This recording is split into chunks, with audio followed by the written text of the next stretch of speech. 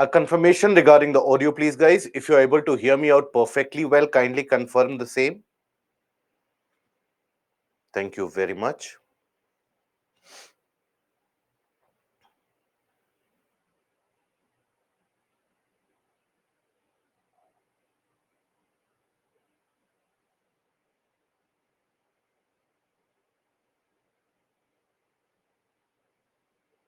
Sayadri, fault scar pe see, first of all, fault is any of those cracks where you will observe a movement across both sides. So when in the case of a normal fault, when one portion of that simply subsides, the other portion is left behind, that is referred to as an escarpment.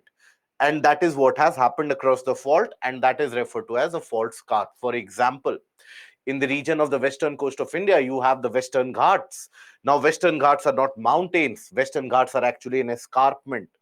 And that is where you have some portion of the land which has simply subsided and is now underneath the Arabian Sea. Okay. In the case of the earthquake swarm, Aditya, you have a conditionality where you have a series of low magnitude earthquake shaking which is observed. You don't have a prior foreshock, main earthquake, and an aftershock, but you have a series of small shakings which can continue for few days or in certain cases even for few months. So that is where, because the frequency of it is very high, that is where we say it or refer to it as earthquake swarm. Archipelagos are group of islands. Any group of islands taken together, that is an archipelago.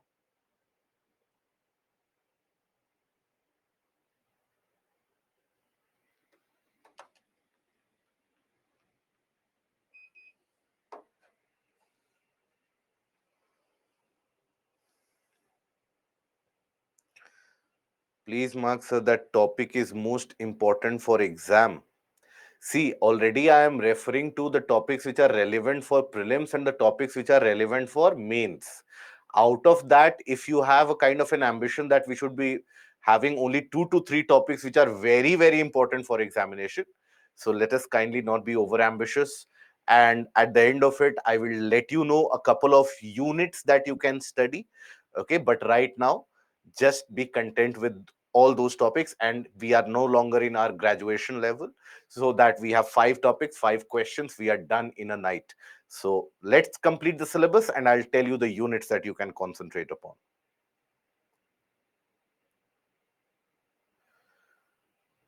Yashika, P waves, they travel faster, as I had already repeated that day. So that does not mean that it will be more destructive at all. Anything which travels faster, it is going to be able to shake the Earth's surface. But then you have to understand that there are subsequent seismic waves which are released along the way. So it is not as if P wave is shot like a bullet, it disturbs the surface and then it disappears. No. Initial ones will reach there, but then when you have the combined effect of both the P and the S waves, which would have arrived by that point of time, that is when a significant shaking happens. But nonetheless, still, destruction majorly is caused by the development of surface ripple. Just the surface shaking does not cause that much destruction. But once there's a creation of a wave-like feature on the surface or a surface ripple kind of a feature, that is generated by surface waves. So that is why surface waves, they are the most destructive. Abhishek, judge geography by climatology. Okay, that is where I say everyone that climatology, if you are able to understand, the rest of the portion becomes significantly easier and complements all the other areas. Climatology is the actual test of your patience, of your perseverance as well, because you will find one after the other the concepts coming at you at an incredibly fast pace, and thereby each of the concept, the understanding of that concept is intricately tied to how you have understood the previous one and how the previous concept is clear in your mind or not. So there shall be certain areas which you might not understand to the full extent, but still you have to persevere on, and then eventually you are able to look at the larger picture.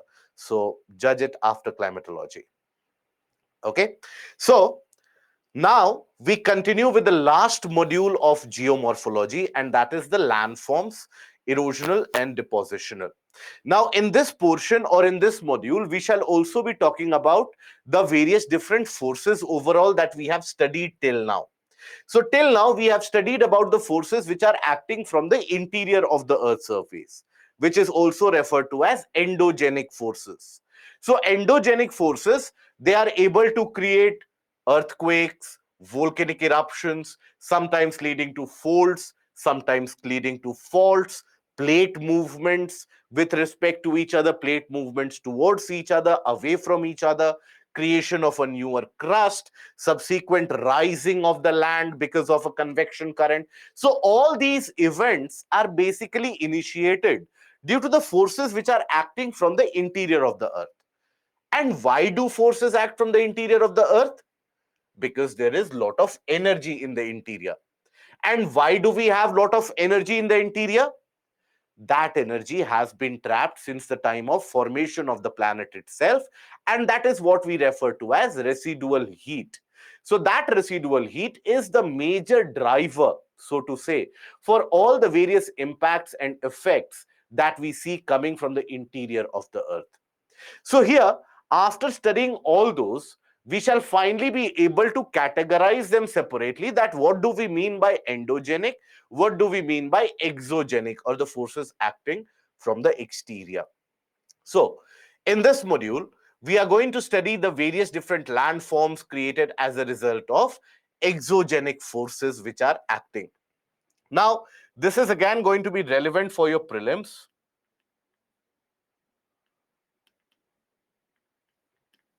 as well as mains. So in the case of the prelims, you can expect a question with regards to types of landform,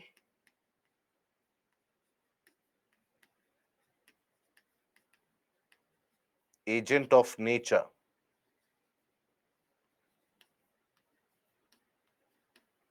nature causing it,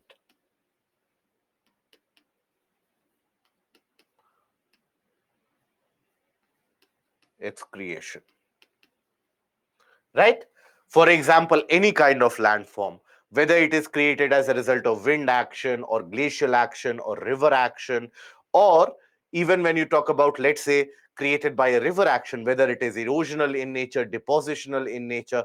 So those kinds of landforms, that is going to be relevant here. Then also you will find the importance with regards to the stages of river movement.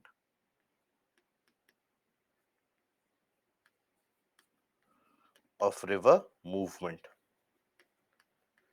But out of these two, ideally, I would like you to focus on the first topic for the prelims examination, and that you will be able to understand by the process of visualization. That is something that we are going to follow here.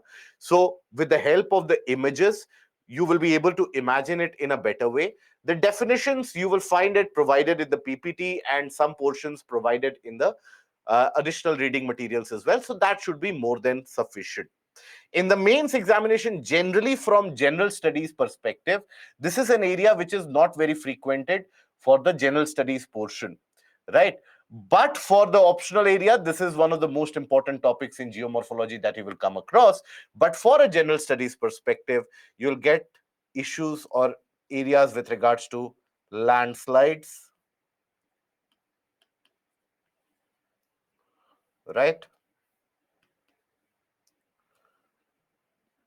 River action or river movement, and creation of landforms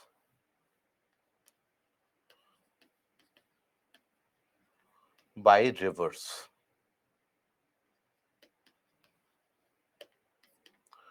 Okay, so what kind of landforms, erosional or depositional landforms created by the river? So that is something which you can expect a question to be asked from that area in the mains examination. But mostly you will find questions appearing in the form of landslides and other events of mass movement or weathering action. And by the way, in prelims, yes, sometimes you will also find questions with regards to weathering.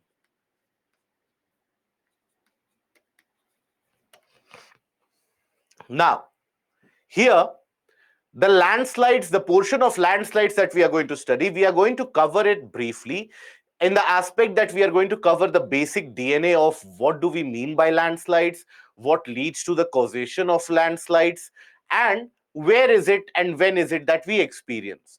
But that will not be the complete information that you will have with regards to landslides. That will be quite incomplete. So the rest of the portion, while we are doing the areas with for the Himalayan system, the Western Ghat region. And there, when we will study about the landslides, so that will complement your knowledge that you have gained till here. And then after that, you will be able to look at the complete picture or complete view. For example, you will be able to answer questions like why is it that the Himalayas they experience more landslides as compared to Western Ghats? So that comprehensive picture is something that we'll be able to paint at the portion of Indian geography. Here, landslides, we will give you a kind of a brief introduction that what do we mean by landslides, why do they occur, where do they occur, and what is the impact caused by them. Okay, so without further ado, let us begin the discussion for that. Now, here we have to understand that all types of movements that are observed on the surface, all kinds of movements observed on the surface, they do not happen on their own. Be it the movement of the land in the formation of a fold, be it the opening of the crust and emergence of a newer crust and formation of a newer crust, be it the subduction of land and thereby creation of a subsidence zone or a creation of an oceanic trench. All these events, they are led by two major kinds of forces: the forces acting from the interior, that is the endogenic forces, and the forces acting from the outside, that is what we call as the exogenic forces. Okay, so endogenic forces are the forces acting in the interior, acting in the interior. Okay, now these endogenic forces can further be subclassified into two types: the forces which are acting from the inside, but they are acting in a very short time duration, sudden forces. For example, when an earthquake occurs, it is not as if that you know that next month an earthquake will occur on 20th of April. No, it is a sudden movement. It is not as if you know that, okay, right now the crust is moving and we are experiencing an earthquake which will carry on for 500 years. No, it is a sudden movement. Then same is the case with volcanic eruption. It is a sudden event that suddenly the volcano erupts, leading to the expulsion of lot of magmatic materials and gases. So both those, that is volcanoes and earthquakes, they are categorized as sudden forces. But then forces coming from the interior, they are not always sudden forces. We have already seen that there is a kind of a plate movement, and we have already seen that this plate movement is not very fast. It is a very slow process, right? It might take millions of years for a plate to eventually move from point A to point B.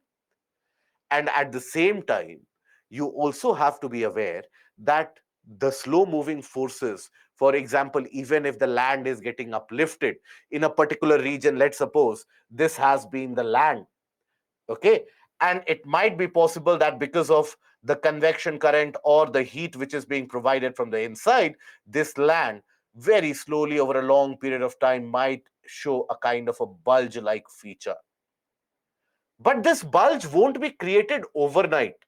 It won't be created in 5 years, 10 years, 50 years, 100 years, 500 years. No, it will take thousands of years, hundreds of thousands of years, if not millions of years. So that is a slow moving force or a slow acting force. Now, that is what is referred to as diastrophic force. So, diastrophic force is a force acting from the interior, which is a slow acting force leading to the movement on the Earth's crust. And that is again further subdivided into two types. You have the division into two types. One is aperogenic,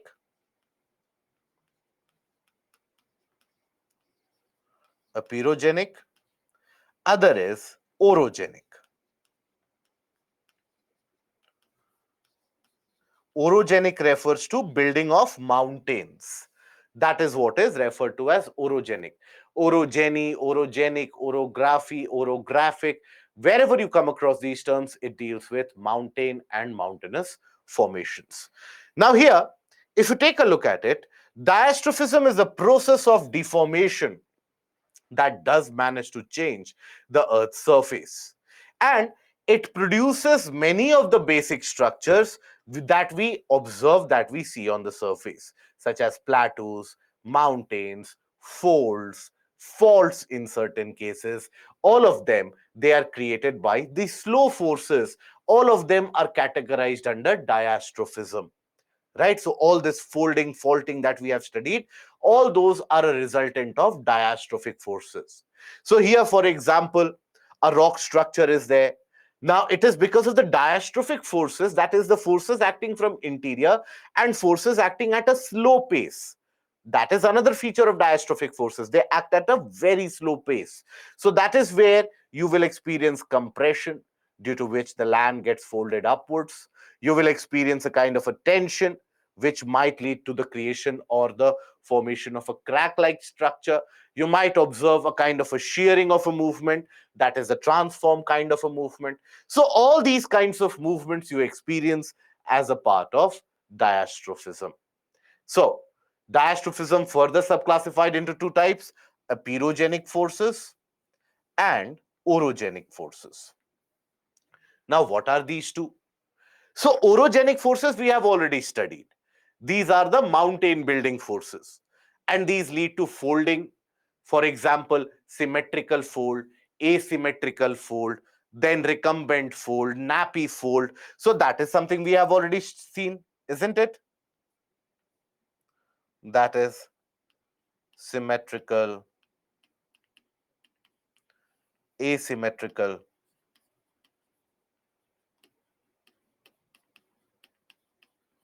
recumbent,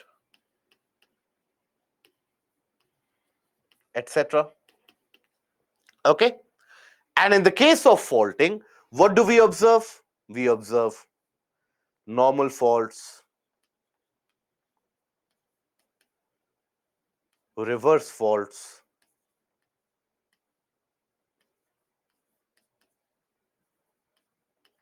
graben, Horst faults. Now, even Horst faults, they also end up creating a kind of a block mountain, and the folding also creates a kind of a mountain in certain areas. So that is why folding and faulting, it is said, eventually in many of the areas can lead to mountain building, and hence it is put under the category of orogenic forces. Whereas when we talk about the aperogenic forces, these are basically the vertical uplift or the subsidence of the landmass. Okay, so aperogenic, in this case, you will observe a vertical movement of the surface.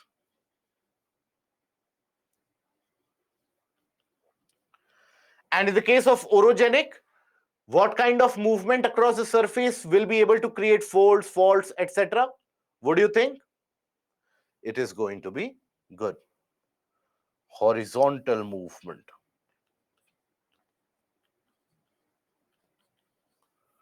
Horizontal movement of the surface.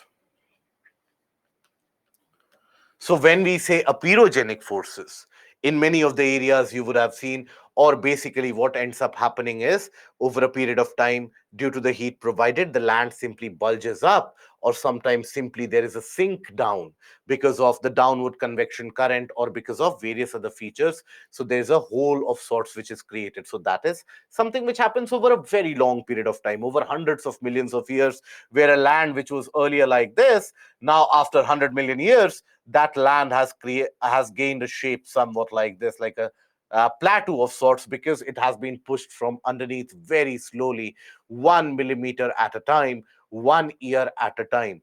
So it might take millions of years. It might also happen that you have a land like this, and after, let's say, millions of years, there is a kind of a downward motion.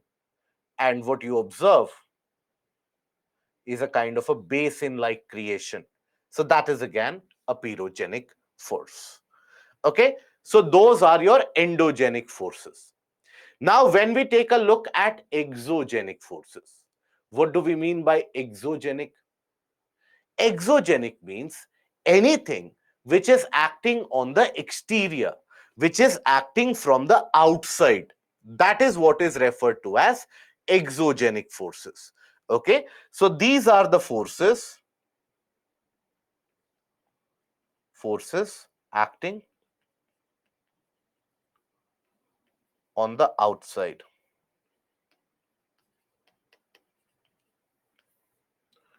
Now, these forces acting on the outside or from the outside can basically result in the surface movement as well. That can also lead to movement of materials from one place to another. And based upon how this force is acting, you have the further subclassification into weathering, where a particular land surface or a large rocky area that breaks down and disintegrates in that place itself, or mass movement, or mass wasting as it is referred to, where, let's say, there is a kind of a slope, it has rained heavily and everything simply moves, there is a landslide of sorts. So that is again initiated by what? Initiated by a force acting on the exterior.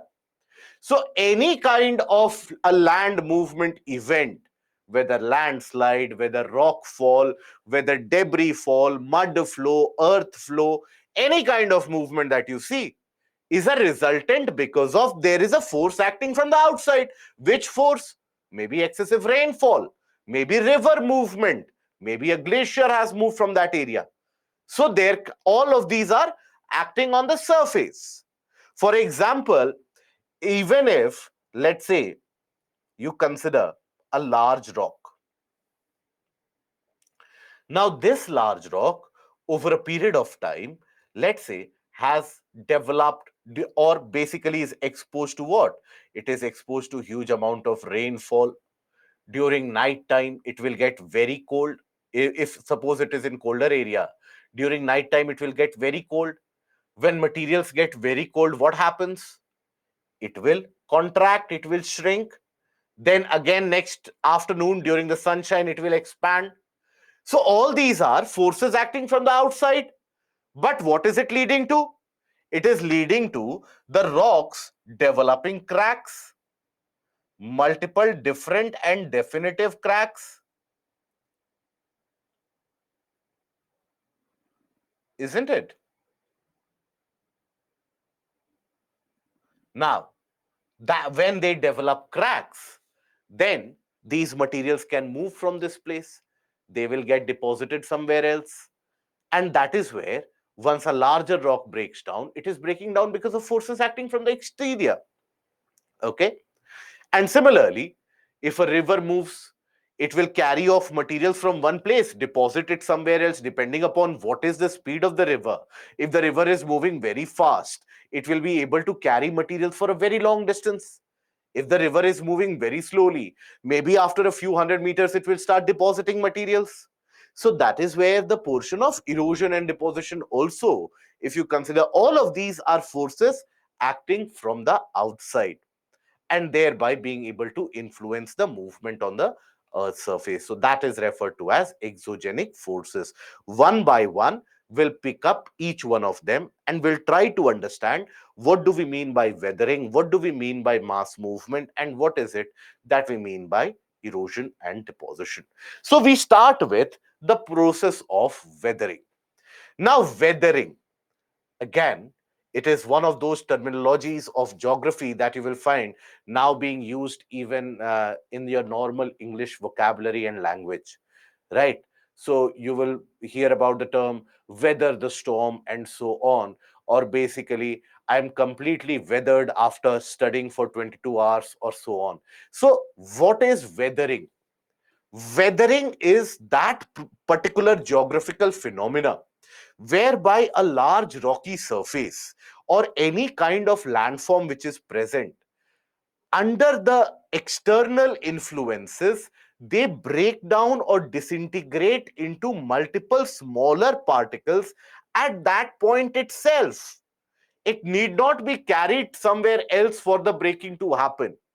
So wherever that is present, that material is present in that local region itself, you will observe that due to the influence of maybe a chemical reaction or maybe the physical events like expansion due to heating, contraction due to cooling, or maybe biological factors such as growth of plants or invasion of rodents in the rock structure, eventually the rock weakens and breaks into multiple portions.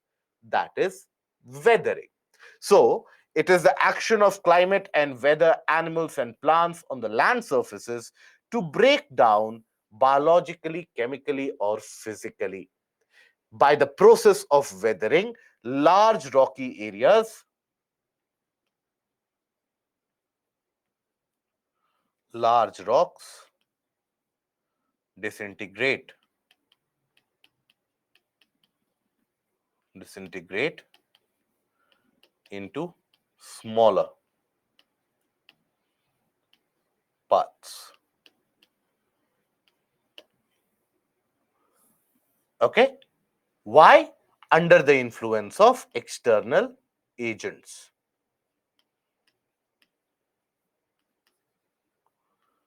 Influence of external agents. Which external agents or external forces, let us write? For example, heating, cooling, then chemical reaction. For example, you also have biological action. All of these are external forces. So there are different types of weathering depending upon what are the forces which are initiating the breaking of those rocks or a landform. Weathering is also subclassified into different types. For example, you will have physical weathering, you will have chemical weathering and biological weathering. The name per se in itself gives you a clear cut idea that what physical weathering or chemical weathering would appear to look like, right? Obviously, I hope nobody is getting confused that, okay, can a chemical reaction leading to the breaking of rocks, will it be chemical or physical? I hope that much amount of understanding is there. Having said that, when we talk about physical weathering, these are when the external forces such as rainfall, sunshine, temperature change, all these factors, they lead to the weakening of the rock structure. For example, let's suppose here,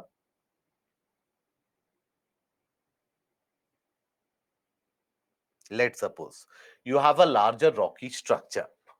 Let's suppose it is present in a colder area, somewhere where the temperature is generally low, somewhere in Europe, let us assume. Now, if it is exposed to rainfall, there is rainfall which is happening. Now, when rainfall happens on a very large rock, now don't think about it as a small stone.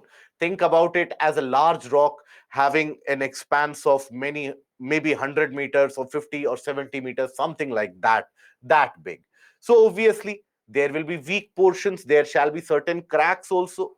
So let's suppose there is a crack which has appeared here.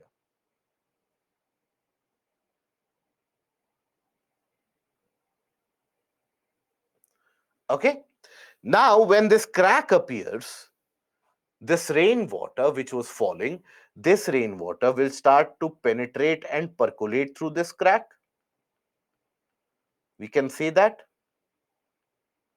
it will fill up this crack. Now, at night time, when the temperature really cools down, it becomes really cold. This water which is present, this water will have a tendency to get converted into ice, right? Water will get converted into ice during night time if the temperature is low. Now, if when we have water and when we have ice, which will have a larger volume?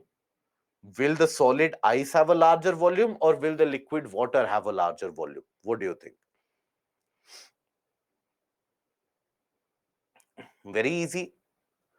Always Solid ice will have larger volume, okay, because it has lesser density as well. So solid ice will always indicate a larger volume. So when this water gets converted into ice, the volume increases. And in that region, when the volume is increasing, that will lead to a kind of an expansion, and the crack will further deepen into various areas.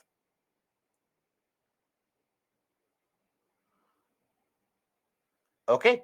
Now that crack will further deepen, this continues, and you might have the crack passing through the entirety of the rock structure. After that, the rock will break into two. Every day, this freezing, this melting, that can lead to the breakage of the rocks.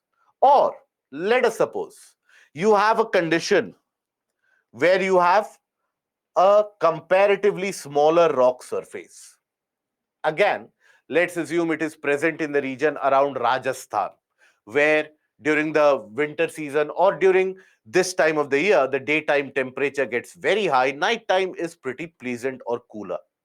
Now, during daytime, the heat will be so high that this material will experience a kind of an expansion. But that expansion will not happen through and through the entirety of the rock structure.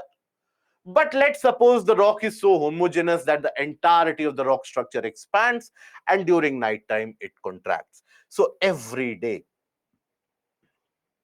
there is an expansion, suppose, and every night there is a contraction. So expansion and contraction, if they are repeated, what will happen? The structure of the rock will get weakened. Because rock is not like your any other material that you keep on expanding and contracting it and it will be sturdy enough. It will also weaken in the process. So it develops cracks, it breaks into multiple parts.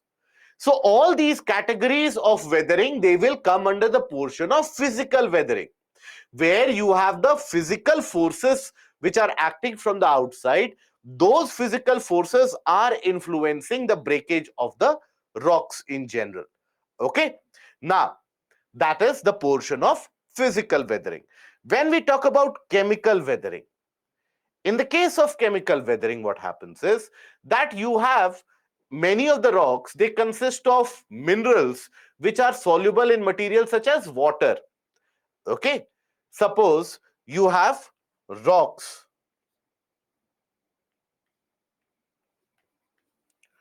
consist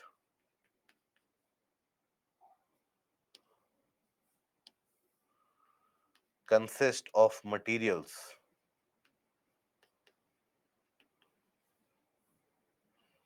soluble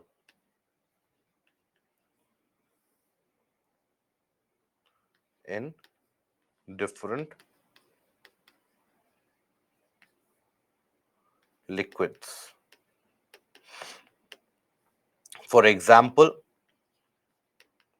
water solution. For example, you might have certain amounts or certain materials which get dissolved when they are exposed to saline water or salty water. So you can have various different types of minerals. So let us assume you have a rock type where you have the presence of calcium. Let's say calcium. And calcium is present in this area. This entire area is dominated by the presence of calcium. Now, if there is excessive rainfall which is received in this region, let's assume that this region experiences excessive rainfall, then what will happen? Very slowly but steadily, this calcium will start getting dissolved because calcium is soluble in water. So that calcium will start getting dissolved bit by bit, piece by piece. Eventually, you might come across a situation where there is a hollow portion which is left behind because all the calcium has dissolved and all the calcium has drained away. That is why sometimes, if you will observe, if you have to observe this portion of chemical weathering, ever if you have visited a rocky area or a region which has got rocks and a kind of a plateau or a hill like area, if that region experiences rainfall, you'll find that in certain areas, particularly dominated by calcium, magnesium salts, etc., when it starts raining, you'll find that the raindrops, after falling on the ground surface, they start dissolving some materials. They will start developing a kind of a white foam of sorts as they move away. So that is where the chemical reaction is happening right in front of your eyes. So this is the example of chemical weathering, where due to a chemical reaction, where maybe a mineral might be soluble in the liquid solution. So after that, when you have that liquid solution getting exposed to the mineral in question, so that mineral will get dissolved. For example, calcium will get dissolved. And when calcium gets dissolved, the entire structure of the rock is weakened and the rock will disintegrate. It will break into different pieces. So that is chemical weathering. Then you also have biological weathering. Now, here again, I would want you to use your power of observation, if not imagination, because I'm sure all of us would have observed this portion at some or the other points in our lives. We don't often realize it, right? So, for example, how many of us here we have witnessed that in a rocky structure there are certain small plants or grasses which are emerging through certain cracks? Most of us would have observed it, I'm sure. Sometime in your childhood days, when you venture out to play anywhere and anytime that you want, when you come across these rocky areas, you'll find that yes, there are not much plants or trees which are present, but certain small grasses, they can grow up from the cracks. Or even if, let us say, you have not observed this, how many of us here have looked at an old building, a building which has not been in habitation for a very long period of time, where nobody is living there for a very long period of time, and it has been reduced to a kind of a horror house or a haunted house or a kind of a rubble? Now, in those buildings, if you would notice, from the corners of the walls, from the sides of the walls, sometimes you have certain plants which start growing. Generally, you will have those plants significantly growing stronger and stronger till eventually the wall in itself cracks. So, that is again a form of biological weathering. Again, another one. For example, in many of the large rocky areas, you would have observed, especially those of you who live in the region of the peninsular part of India, or in general, the region from around even Rajasthan. In Rajasthan, also, you would observe this. All the regions in the eastern part of India, Rajasthan, Madhya Pradesh, Chhattisgarh, and all the states to the south, you would observe this very frequently, right? So when you come across a rocky surface or a rocky area, you would observe that certain rodents, like small mice and rats, they enter the cracks, they live in these cracks. You have some reptiles also which live in these cracks. All this is a part of biological weathering. So what is this biological weathering, and how is it that this biological weathering is initiated?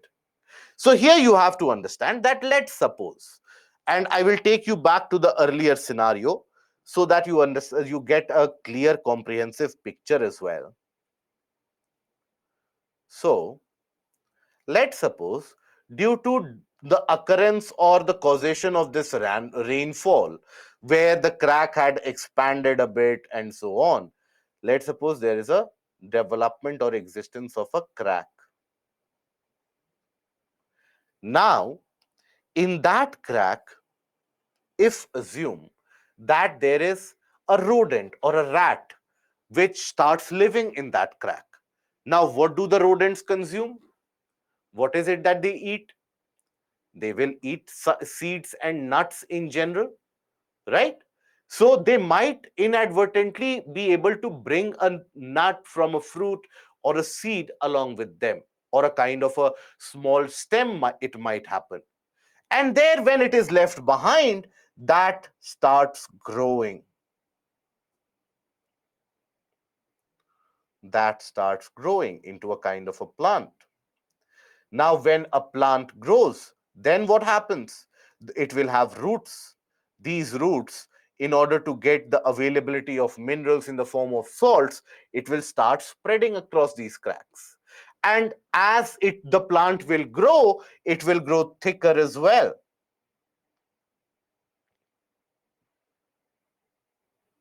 right? And when it grows thicker, not only will the crack expand, but at the same time, it will get deeper and deeper. Now, the rats and the mice which come to live in this area, there will be more population of them living.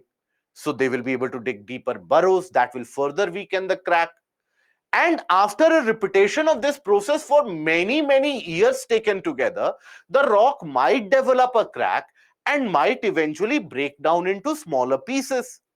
But this disintegration which has happened, this disintegration is primarily because of what?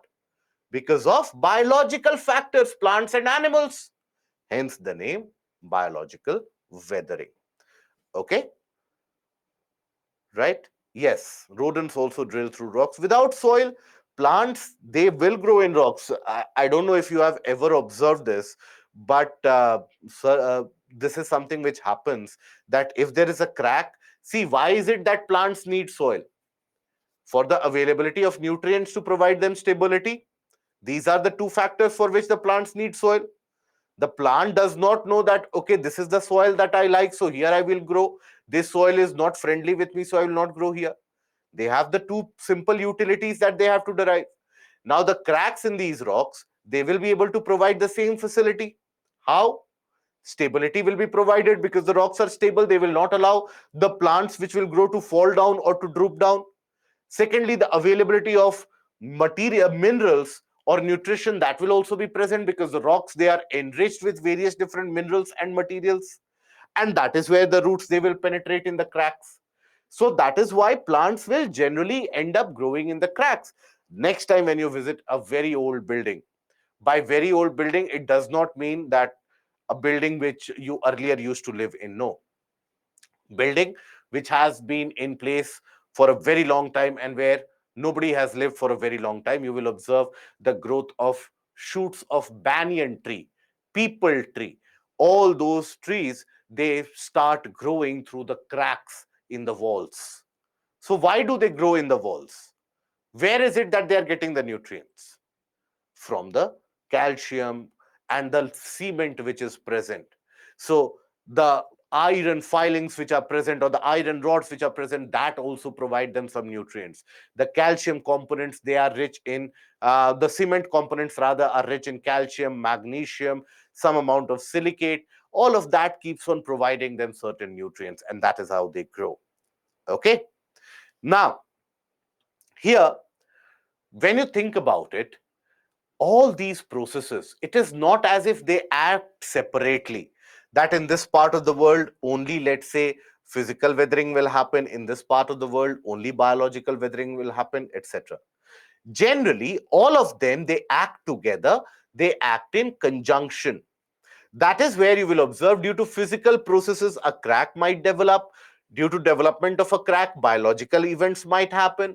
Biological events will further deepen the crack, expose a mineral which is soluble in water, maybe, and occurrence of rainfall might start dissolving the material, further deepening the crack.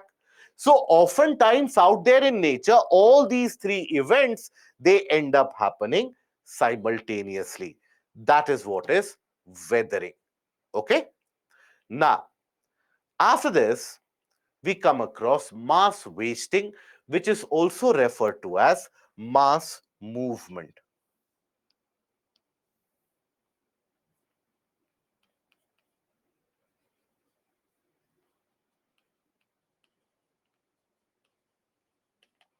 That is also referred to as mass movement.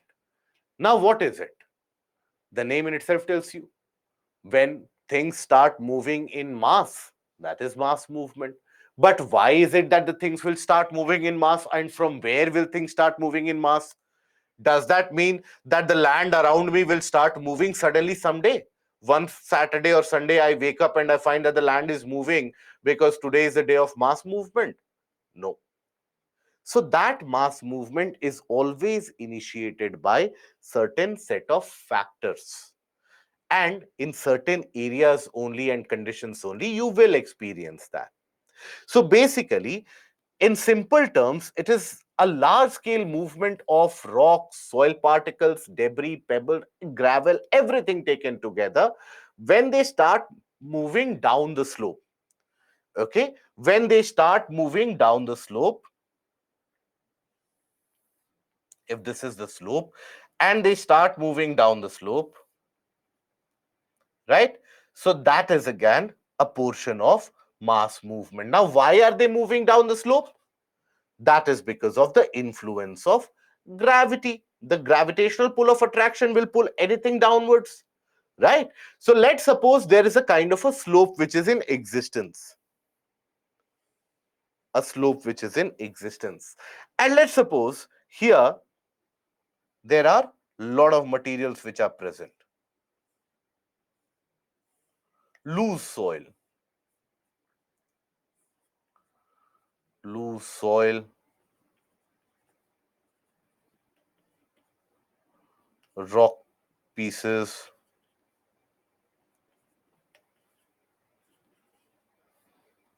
etc.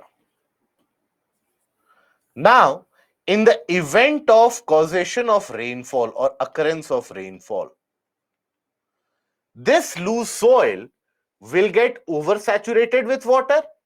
This will get thoroughly mixed with water. Now, it will become slippery. The soil random, if it is kept somewhere, you will not slip there. But if there is mud, you will definitely slip there, depending upon what velocity you are coming in, what is your point of thought at that point of time, what you are thinking, where your imagination is. All that will determine how greatly you will fall, or up till how much distance you will travel after falling in the case of mud. But you will slip, right? But why? Because that is also soil, but here it is mixed with water, providing that kind of a lubrication of sorts. Here also, when we have that soil, when it gets mixed with water, it will initiate a kind of a movement, because these are materials which are free to move. That is what is referred to as mass wasting. Now here, mass wasting is primarily always going to be influenced by the gravitational pull of attraction. So this is an absolute must. That is why you will never come across a situation that there are a lot of loose materials here. These materials, they will start moving up the slope. That will never happen. So always there is going to be influence of gravity. But then this mass wasting is aided by the various factors. For example, if suppose, now by the way, if the land is flat, will there be mass wasting? No. So there needs to be a factor of, for example, slope. How steep is the slope? So in an area where the slope is somewhat like this, let's name this A. And another area where the slope is like this, B. Out of these two, in which of the cases do you think the materials will start moving down and start moving down with a velocity? Easy. In the case of B, right? So, why is it that it will happen? Because the slope is steep, so the component of gravity will be very significant, and that is why it will fall. So depending upon the slope steepness, that also determines that how much material is moving, with what velocity material is falling down, and where the material is going. For example, if suppose I change the slope of A to somewhat like this. Now, in this case, whatever loose materials are present, all of them will straight away fall, and fall with a greater velocity. So that is where slope steepness is very much significant in order to determine that what kind of mass wasting is going to happen. Then you have the content of water, how much amount of water is present. Because, okay, I give you two scenarios. In one case, let's assume I will give you the same slope in this case. Suppose you have the same slope in both A and B. But in the case of B, it has rained viciously for the past 4 to 5 days, continuous rainfall. And in the case of A, it has rained only last night. The slope is the same. But in one area, it has been raining continuously for the past week. So, out of A and B, where do you think the slide will be easy or the movement will be easy? Obviously, A. Why? Because there is oversaturation by water, so there is an easier movement which will be initiated. Then, you also have the factor of the volume of material. What is the amount of material which is free to flow? If you have very hard rocky surface and it is not broken into smaller parts, there is no material which is free to flow. So there will be no mass movement. But let's assume you have a lot of loose soil, and on top of that loose soil you have the mixture of rock pieces as well, and it is present down the slope. Immediately there will be a mass wasting or a mass movement. So these are the important factors which lead to mass movement and mass wasting in general. Now here we come across certain examples of mass wasting or mass movement. For example, this is landslide, creep, and solifluction. Now, all of this movement is basically dependent on the slope, the volume of material, and the amount of water available. But when you take a look at the landslide, as you would observe, the entire region, the land in this area in itself, appears to have fallen down.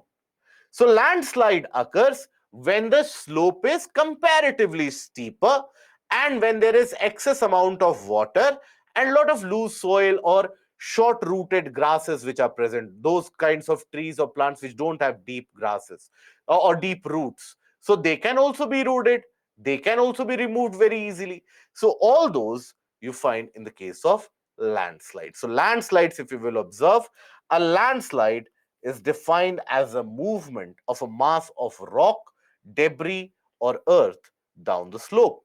Now, landslides can be initiated by various events. For example, if there is a shaking of the earth's surface, that will also loosen up the materials, and the materials they will start crumbling down, isn't it? So, for example, that can be brought on the verge of movement by rainfall, snow melt, change in water level in the case of the rivers flowing through, stream erosion, that is a form of erosion carried out by the river action, groundwater level it changes, earthquakes, volcanic activities, anything and everything can lead to landslides occurring. Now, shaking by earthquakes also triggers massive landslides in many of the regions. Okay, in India, landslides generally occur in India where? In India, generally occur in Himalayas. Uttarakhand is one of the leading states when it comes to occurrence of landslides. And there you have very prolific and very infamous landslides which have claimed a lot of lives. For example, the Kedarnath disaster, which was initiated due to a cloudburst and flooding of the river Mandakini, that brought about a landslide which in itself is said to have killed more than 10,000 people. And also many domesticated animals, they were never to be seen again. So landslides, they do occur quite frequently. In fact, presently in the region of Joshimath, many of you would have heard about Joshimath. I don't know how many of you have managed to look at the video that we have put up on YouTube.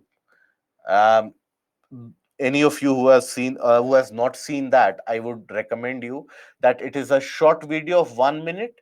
You can easily look at it and you can understand what is happening in Joshimath.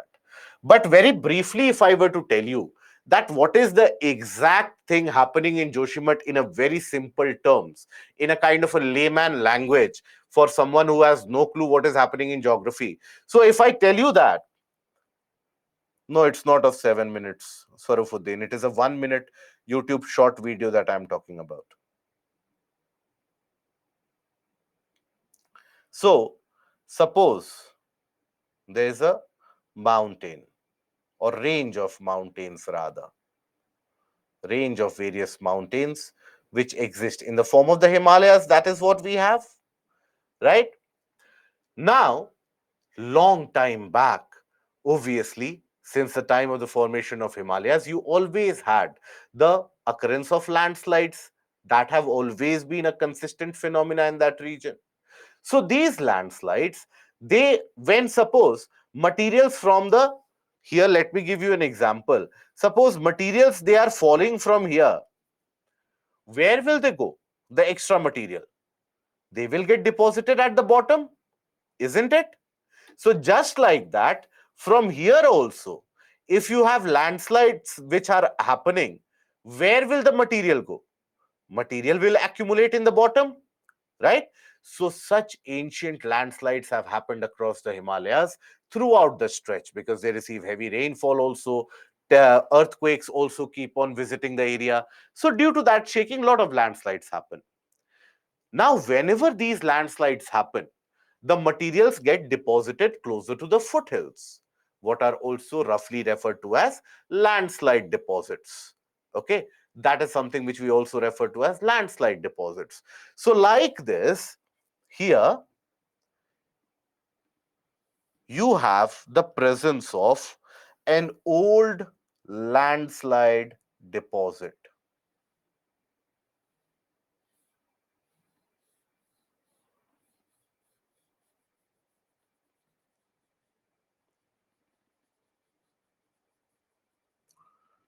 Okay,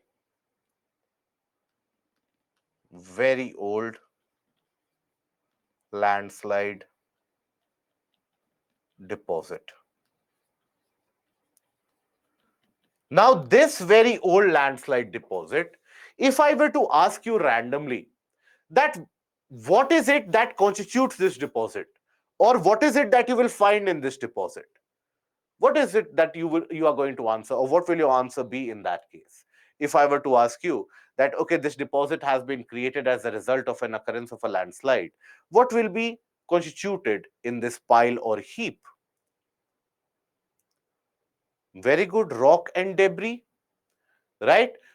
Or in simple terms, soil, loose soil which has come down along with embedded rocks, right? So here you have the presence of certain embedded rocks, large embedded rocks, but these rocks, they are embedded between what or in what? In sand or loose soil which has come down, right? These rocks, they are not connected to the parent rock bed or the crustal portion. These are simply lying around in the pile of a large pile of deposited materials. Now, in one such area in the Himalayas, we have a region which we refer to as Joshimath.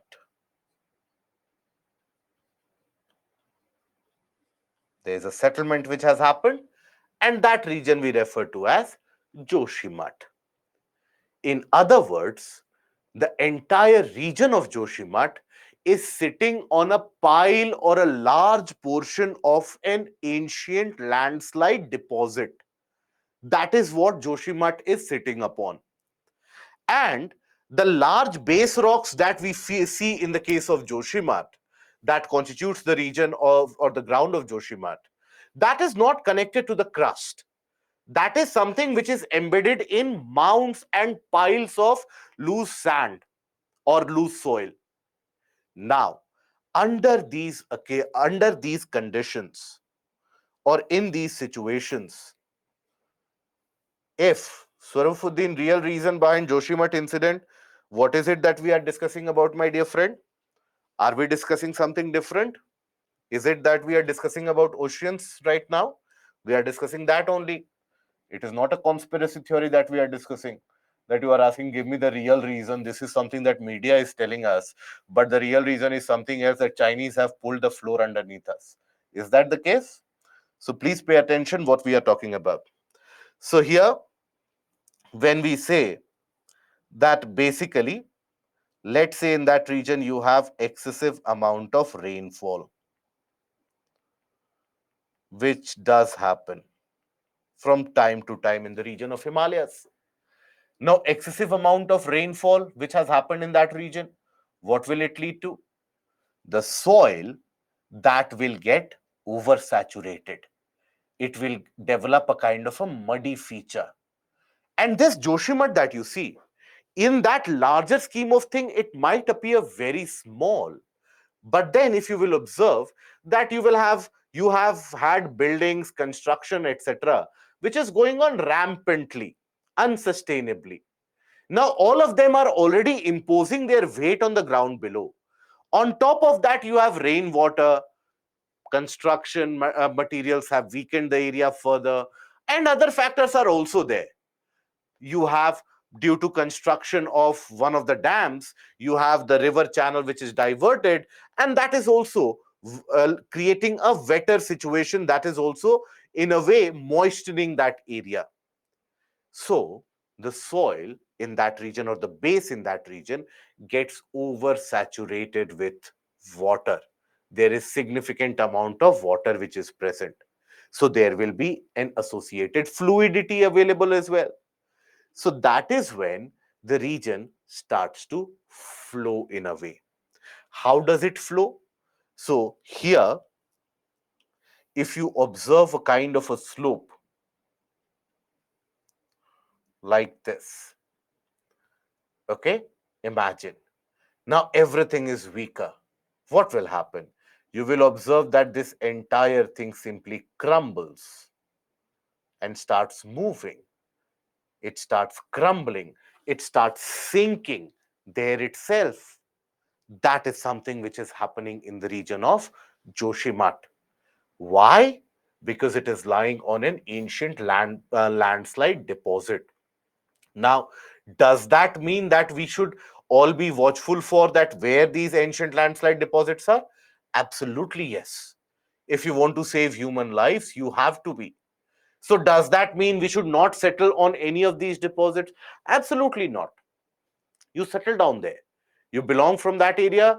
Historically, for hundreds and thousands of years, you have been living here. You settle down there, but does not mean that you start tinkering with the flow of water in that area.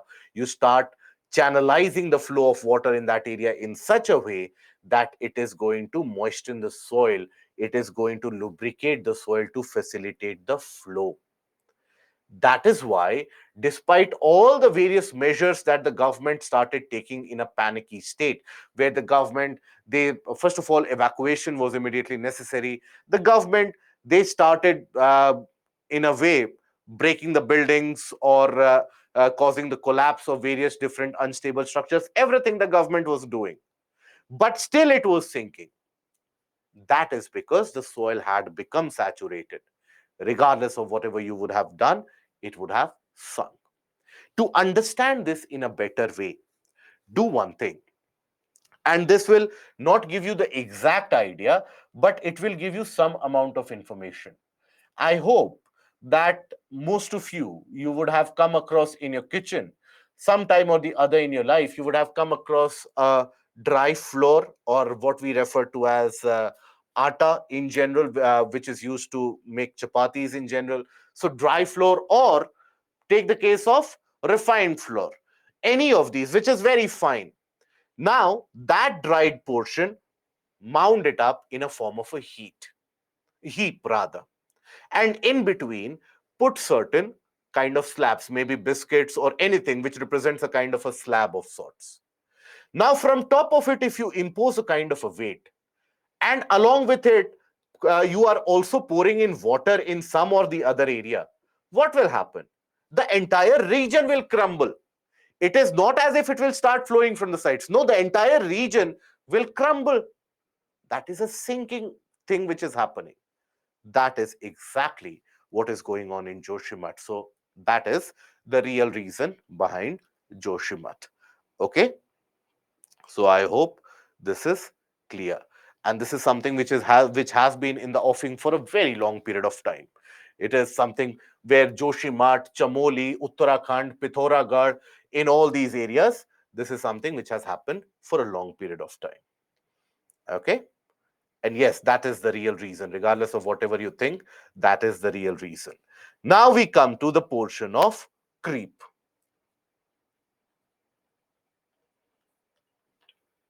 Creep. Now, this is not a kind of an adjective, so to say. This is a kind of a motion, a movement, right? So when we say creep, so when you say somebody is creeping, that means what? Moving very slowly. So in this case, you have very slow movement.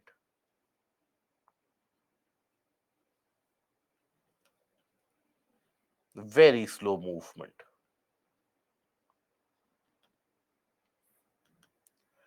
Now, very slow movement will happen. Why? Will happen because of two conditions. Will happen because of two conditions. What are the conditions? First condition, very gentle slope.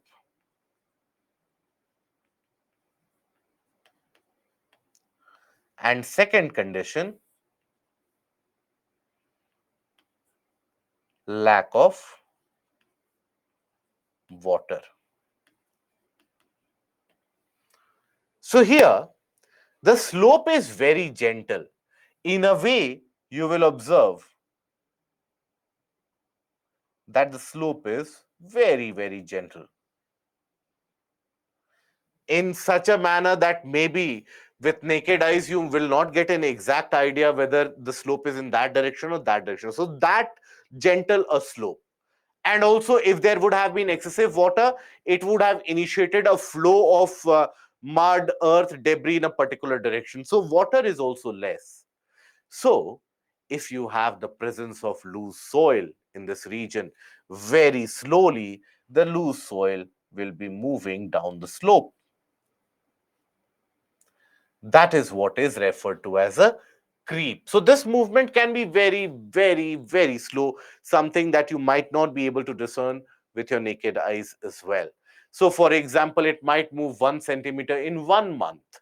It might move 1 centimeter maybe in 2 months. So that kind of a slow movement. So whatever kind of, let's say, in many of the areas you would have come across that telephone poles, they are bent in a particular angle. All the telephone poles in the region, they are bent in a certain direction. You would have come across this in many situations. So that is what is a creep, right? So even if there is a boundary fencing, as you observe here, you would have observed there's a bend many of the times which is observed in these boundary fencing, all of them bending in the same direction. So that is a creep. Okay. Then you have another kind of a very unique and a specific movement that is observed in very cold areas of the planet, very cold areas close to the northern portion of Europe and Asia, northern portion of North America, in the region around Greenland. That is where you experience this kind of a motion, and that is solifluction. This is what we refer to as solifluction. Now, what is this? So if you focus on the image here, for a moment, you will observe that it appears from the image itself that things are moving in this direction. And more surprisingly, you will observe that the soil and the greenery, this is the example of creep that you observe. The soil and the greenery, all of them, they indicate a kind of a fluidic flow, as if it is a fluid, like that it is flowing. Okay, so when is this situation created? This situation is created when there is permanent freezing conditions for most part of the year. So the lower layers of soil and rocks, they are almost in a frozen state. Only the topsoil I'm talking about. So they are almost in a frozen state. Now let's say summer has come. Summer has come, temperature has risen a bit. So the topsoil, that will become frost free. The ice will melt, but the lower portion, that will still be frozen. Ice will melt on the top portion means what? Ice will provide water. That water will make the soil slippery. So the soil has become slippery, but the underground portion or the portion immediately below, that is rock hard ice. So, or rock hard solidified frozen form of soil. So that is when the top portion, which has now gotten saturated with water, that will begin to slide like a fluid. And that is what is referred to as solifluction. So this is observed in higher latitudes, in higher latitudes. In what conditions? In conditions when topsoil is disengaged or decoupled, or in a way, let's put it easier, detached from the bottom layers. And why is it that it is detached from the bottom layers? Because the bottom layer is still frozen.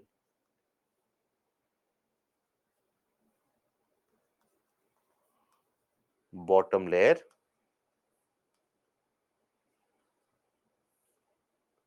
is still frozen due to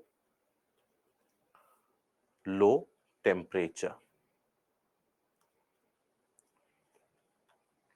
Now, when the top portion gets ice free, the ice will melt, and that melt ice will add water to the soil. So in that case, the topsoil starts to flow under the influence of gravity. Topsoil initiates a movement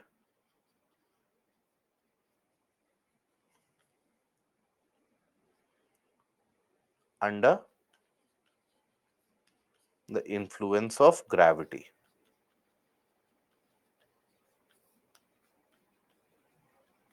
That is solifluction. So what kind of movement?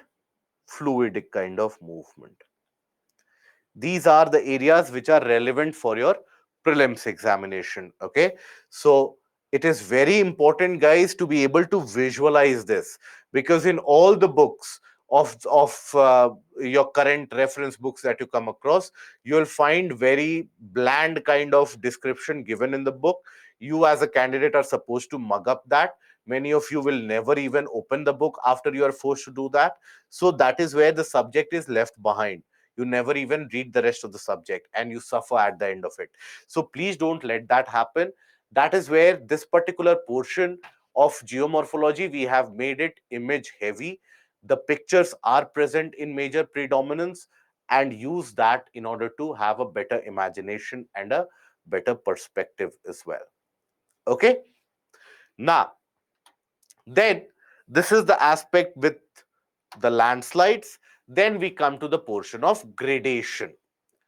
Gradation is also something which is referred to as the leveling force, okay, or the process of leveling. This is also referred to as the process of leveling.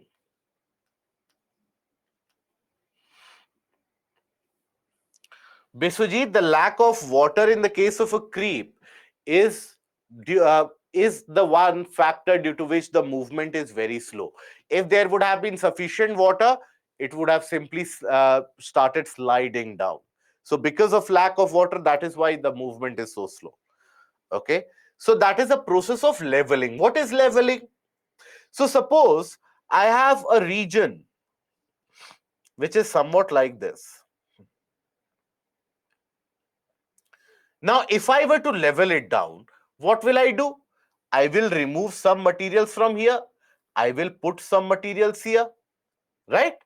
So the process of this removal of material from one place That is what is referred to as erosion or degradation. Then I will put the materials here if I want to level it out, isn't it? Leveling will be what? Eventually, all of them will gain a common height of sorts. So I will have to put some material. So putting that material, depositional or the process of deposition. And for the material from the top of the hill to reach the portion of a depression, that material needs to be carried also. So that is what is transportation. So a combination of all of these, that is what leads to the leveling process happening in a region, or what is referred to as gradation. That is why we say that gradation is a sum total of degradation, transportation, as well as aggradation. Aggradation means accumulation. Now, transportation will be carried by whom? By the agent of nature which is at play.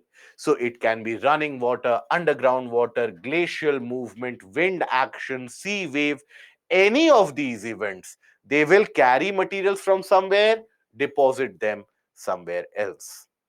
Ideally, you also have various different theories and cycles of gradation, which for general studies you don't have to study. But overall, if you take a look at the larger point made by all these theories, whether provided by King, Penck, or Davis, all these theories, they talk about the same aspect. They say that the internal forces or endogenic forces, they create various landforms in the form of mountains, plateaus, hills, everything that is created due to endogenic forces. The exogenic forces, they level it off consistently. So it is like a balance which is always sought in the earth or across the planet.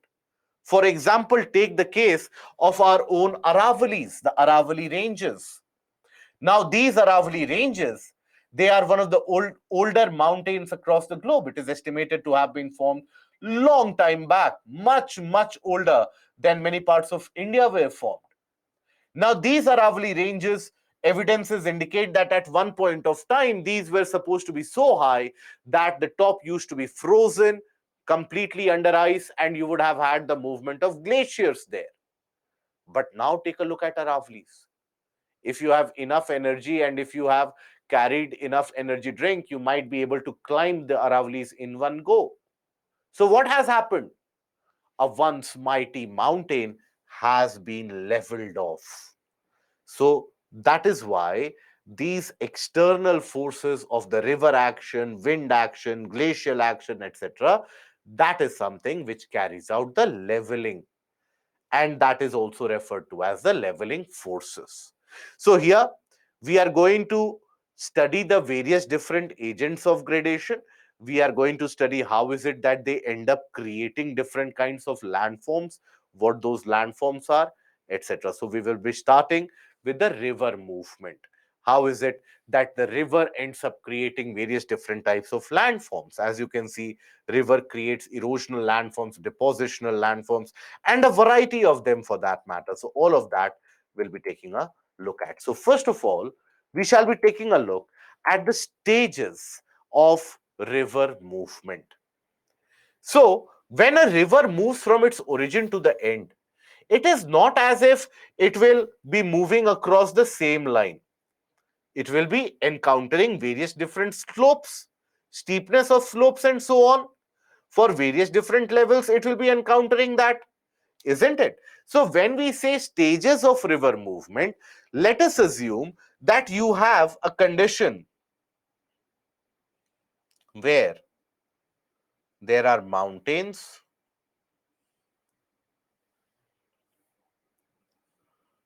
okay? Let's assume there are mountains, there is a river which is originating from these mountains, that is coming down these mountains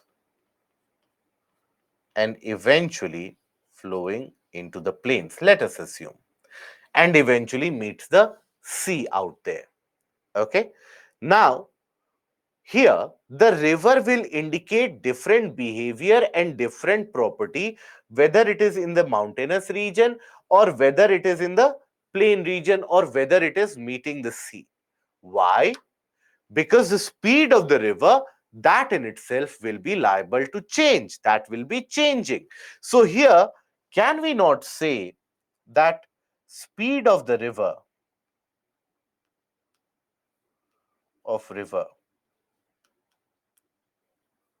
is directly proportional to slope of land? Means what? Means if the land has got a steep slope, then the speed is greater. If the land has got gentle slope, the speed is lower, isn't it? So either you can write this, or in other words, you can basically simplify this and say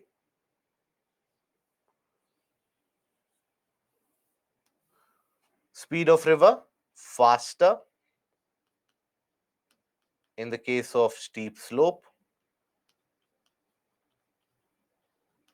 it is slower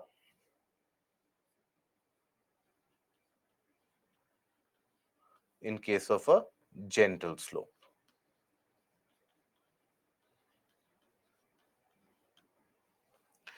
Now, this river, which might originate over a mountain, in the initial stages when it is coming hurtling down the mountain, what will be the speed? Speed will be very high. If imagine water is coming from a river from top of the mountain, obviously it will come down with a high amount of speed. Now, when it is hitting the rocks with that high amount of speed, will it have ability to break materials from the rocks, or will it not be able to affect rocks at all? What do you think? Will it be able to break the rocks and carry materials away? Yes, it will be able. So here, when you observe the river coming down the slope, so the speed is very high. Speed is very high. Now, when the speed is high, the river, will it be able to carry greater materials along with it, or will it be able to carry only lesser materials along with it? What do you think? If the speed is high, will it be able to carry more materials or less? More. Again, simple. So when the speed is high, the carrying capacity is also high.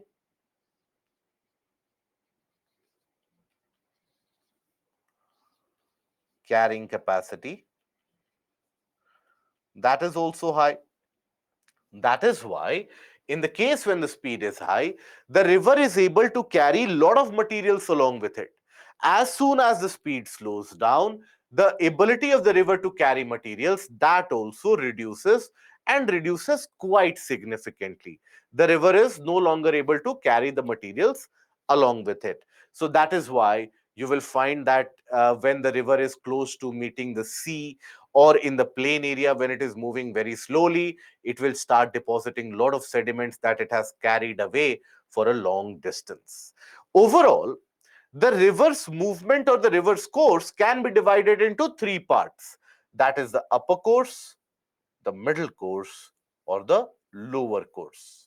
The upper course, which generally lies in the mountainous region, that is also what is referred to as the youthful stage of the river. Youthful stage of the river. In this youthful stage, there are certain factors and phenomena that you will observe. What are those factors and phenomena? Speed will be very high. Okay, so let me write it down in other ways. In youthful stage, generally, slope is high. As a result of that, speed will be significantly higher. Okay, then other than that, if the water is coming down with an incredible velocity and it is hitting the rocks here, it will be able to erode the rocks, chip away from the rocks. So that is where it is able to create deeper eroded structures, so which have a vertical depth. So that is where in the youthful stage the river is able to carry out vertical erosion. Vertical erosion.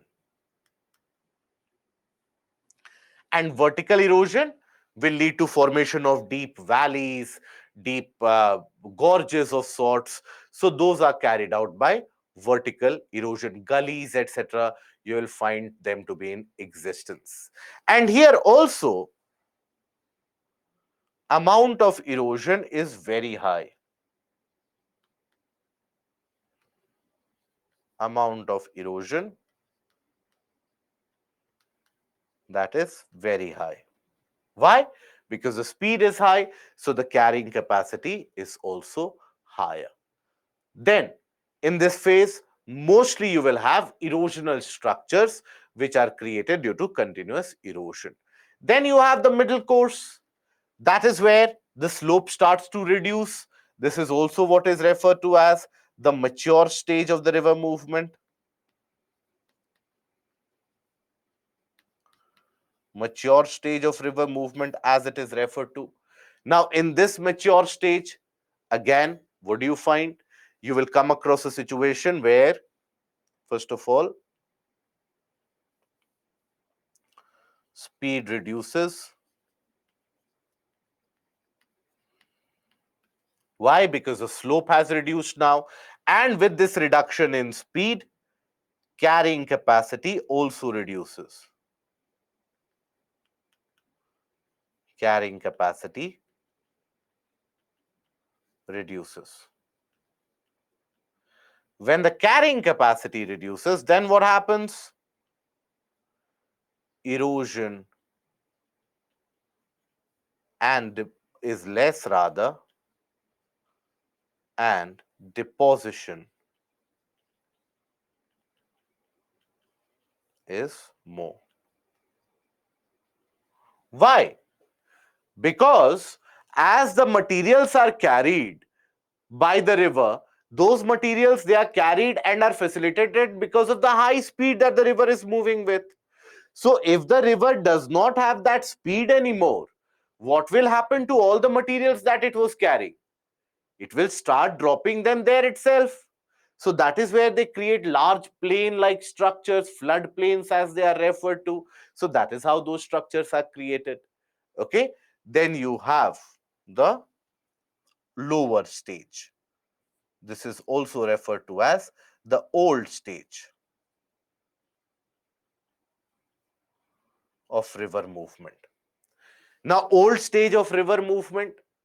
So basically, this is where the slope is almost negligible and the river is about to meet the sea.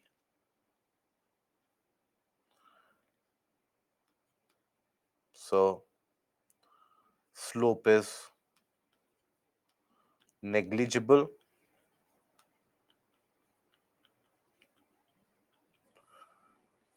River about to meet the sea.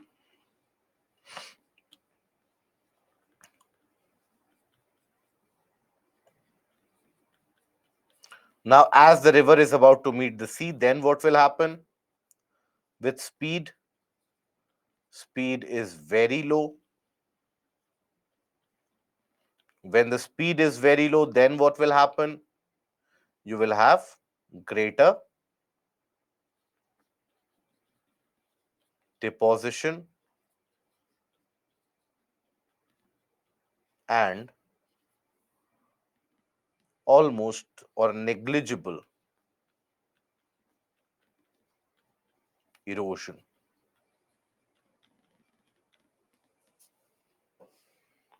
Okay. So that is how the entire movement of river can be classified into different stages depending upon the property exhibited by the river, depending upon how the river ends up behaving. And that is why in each of these stages, the river is able to generate varying kinds of landforms. Different kinds of landforms you'll find in the youthful stage, in the mature stage, and in the old stage. Very, very different kinds of landform. Now, always, whenever you will get confused, as it will happen, whenever you will get confused with the concept that when is it that erosion will happen, when is it that deposition will happen, always remember this fact.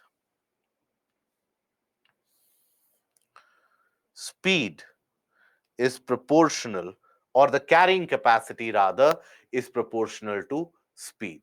Always remember that.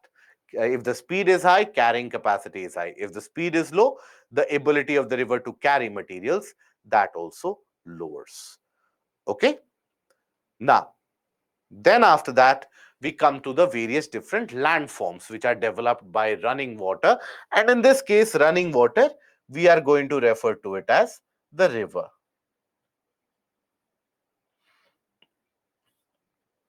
Okay. Now you have a series of erosional landforms and depositional landforms which are created in the process. During the process, you have various different types of landforms created. We'll take a look at majority of the landforms, barring a few of them, because not significantly required in that much detail. All of these, all only for the river landform, try to look at it from a mains perspective. For general studies, for rest of the landforms, don't take a look at it from mains perspective. Only keep in mind the objective perspective from there. Only for general studies, I'm saying. So, for example, here, if we take a look at the erosional landforms, what are they? So, you have valleys, gorges, potholes, plunge pools. Sometimes in certain books, you will also find meanders to be referred to as the erosional landform, and in certain areas, meanders to be referred to as the depositional landform. What is a meander?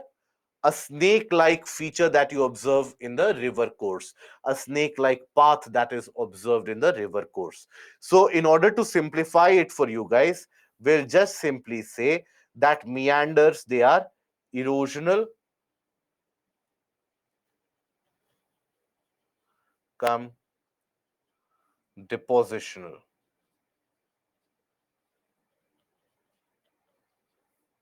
landform. What is the exact meaning of them? Landform which has been created due to erosion, erosional landform. Landform created due to deposition, depositional landform. We'll take a look at each one of them so that you understand. So we start with valleys. What do we mean by valleys? So valleys are basically depressed areas. To show you the image first, this is what is referred to as a valley. For most of them, as much as possible, I'll try to show you the real image. So try to associate with that, visualize that. And this, here if you will observe, look at the slope in this. It is gentle, but there's a depression in between. The river is moving somewhere here. At one point of time, the river might have moved here as well. That is why the entire portion has been eroded by the river.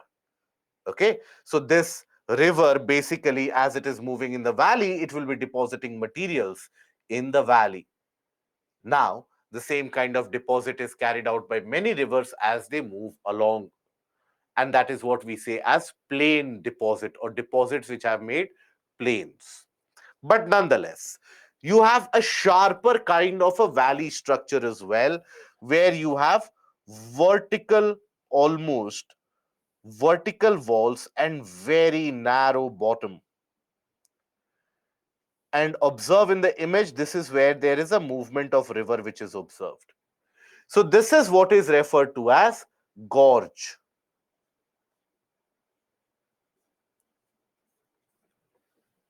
Okay. Now valleys, they can be of various shapes. They can have a shape like this as well. They can have a shape like this as well.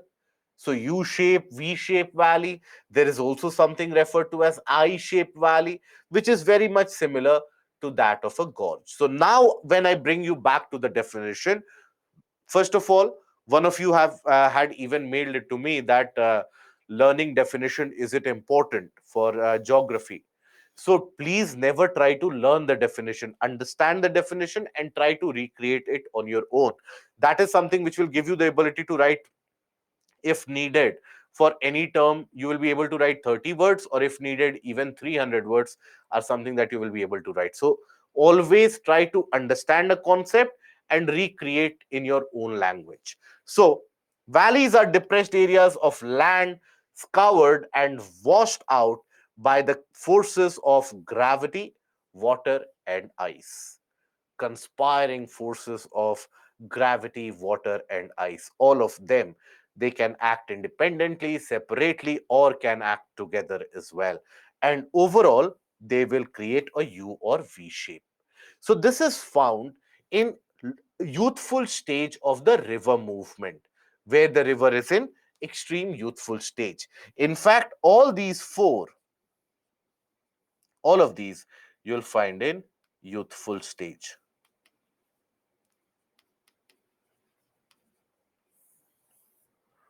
Okay. So that is a valley. Then what is a gorge? Gorge is a kind of a valley with a straight vertical wall and a very narrow opening. So they are deep, narrow valley with steep sides, usually formed by a river or stream cutting through hard rocks. So as they come down the slope, they keep on cutting through the rocks vertically, as we have seen vertical erosion. That is how they keep on cutting down the rocks, and they go deeper and deeper. This is a kind of a gorge that you observe. And no, it is not the Chenab Bridge, right? So, Abhinav, it is not the Chenab Bridge. Uh, Himaya, gorge and cannon the same? I hope you are trying to ask canyon, because cannon is something with which you fire shots and you basically kill the enemy. So a gorge is very different from a cannon if you are getting confused in that. If you are comparing it to a canyon, so gorges basically when they enlarge in significantly, that is what is a canyon. So canyon, you can think about that they are larger forms of gorges which extend for long distances as well. Okay. Now, then many of the times you can have gorges which get converted into normal V-shaped valley. So you have gorges getting converted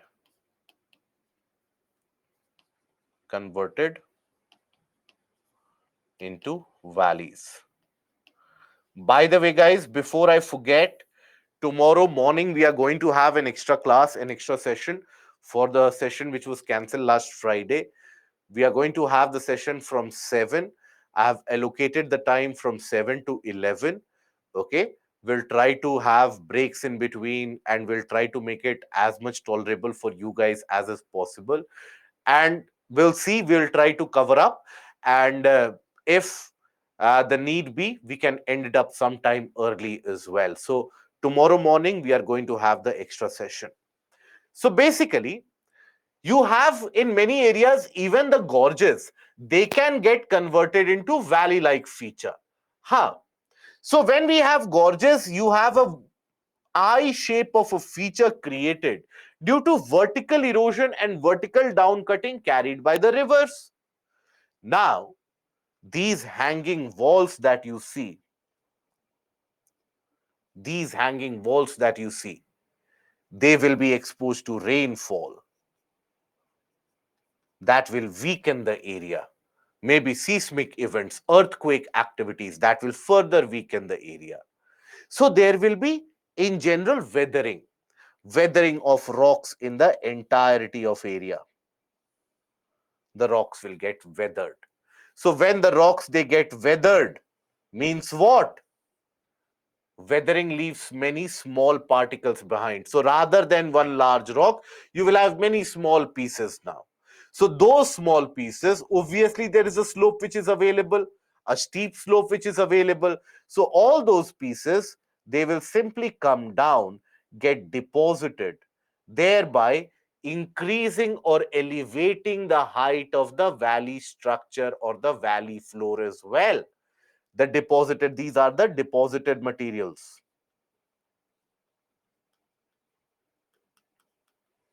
Deposited materials. So that is how, after all that mass movement has happened, what will lead to? It will lead to the formation of a valley. So that is how a gorge can eventually broaden and lead to the formation of a valley, like we see. So these are your erosional features. Then you also have other erosional features, for example, potholes. Potholes, a very common feature, especially it is a common feature in the case of the riverbeds.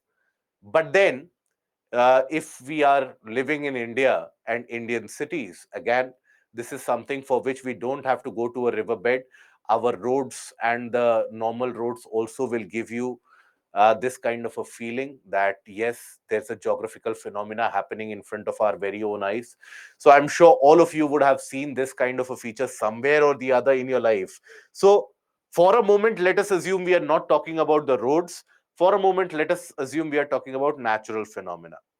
So potholes, they are created in the youthful stage of the river movement, when the river has still got a lot of energy, a lot of speed associated with it. That is when these potholes are created. How are they created? So they are created on the river bed. When you have stones, rocks, boulders, etc., when they crash onto the river bed, they will create a minor dent, a minor scratch, maybe a minor depression as well. Now, the next time a rock will come, it will get entangled in that depression, it will hit that depression and then go away. Next time another rock will come, which is being dragged and brought by the river movement, it will also hit and go. So, like this, a continuous reputational process or a repeated process, that is something which is going to create multiple such indentures across the riverbed. Right? So, here, observe, this is the riverbed.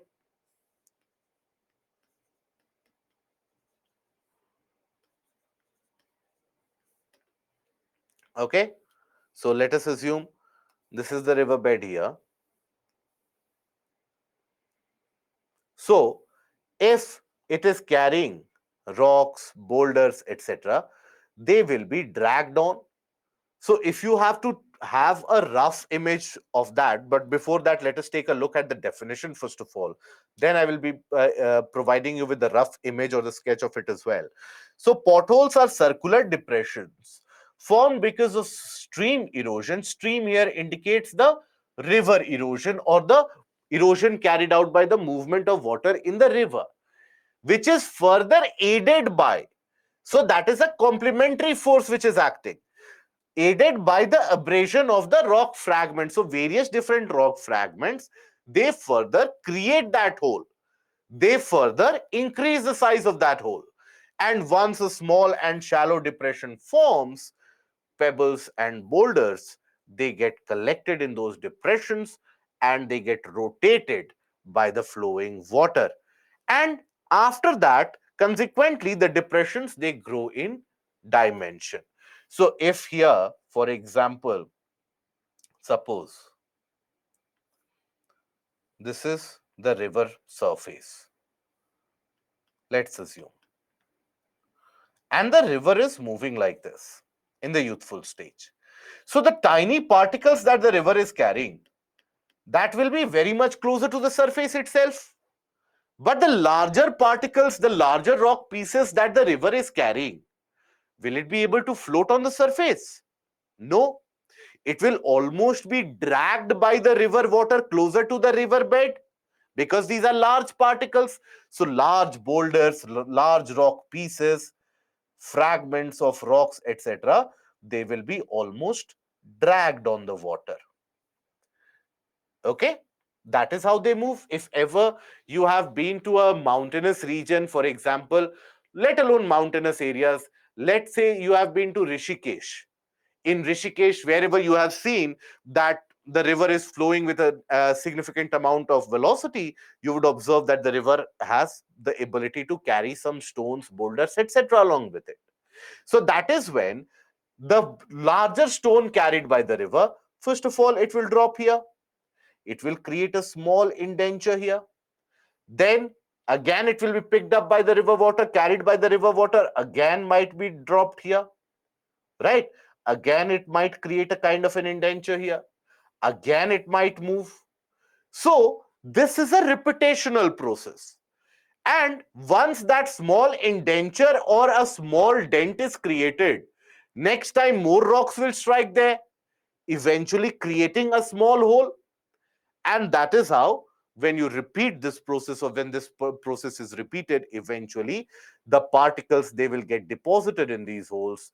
They will develop a kind of a rotational motion, further widening the scope of these holes. So these are what are potholes, or formed in the youthful stage. Okay. Then we have plunge pools as well. We'll talk about plunge pools after the break. Yes, Karthik, that is true, right? It is in arbitrary shape also, Gagan. It is not necessarily in circular shape, but circular shape generally you will find because of the movement of water, and thereby the small particles, when they are consistently trapped in these small holes, they develop a kind of a circular rotatory motion in that localized area, and that is what develops a circular hole in general. Okay, so let's take a break and we'll be back by when? Around okay, 7 p.m. Okay.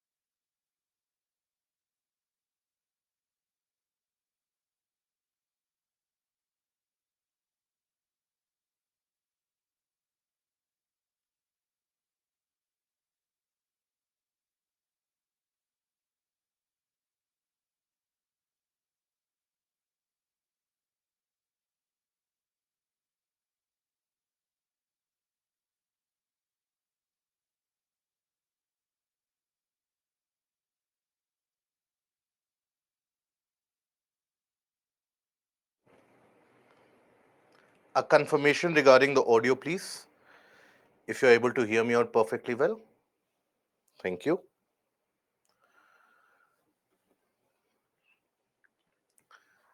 So now we take a look at plunge pools. So what are these plunge pools and how are they formed?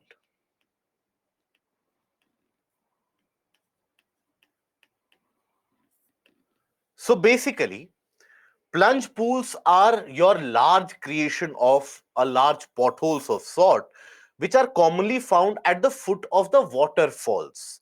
So what happens is, if suppose when we say a waterfall, in those regions the landform generally will have an existence somewhat like this. So if you assume that the river water is flowing through here, if you assume that the river water is flowing, now at the waterfall, it will fall down here, and that is where water will accumulate, and then you will have underflow in the same river. But then continuous falling down of the river water in this particular area, in this localized region, it will create a lot of pressure at the bottom. Slowly and steadily, this will start to deepen.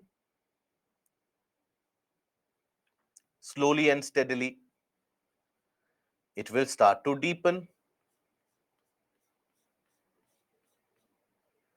And that is how you will observe that in this area, there is a formation of a plunge pool.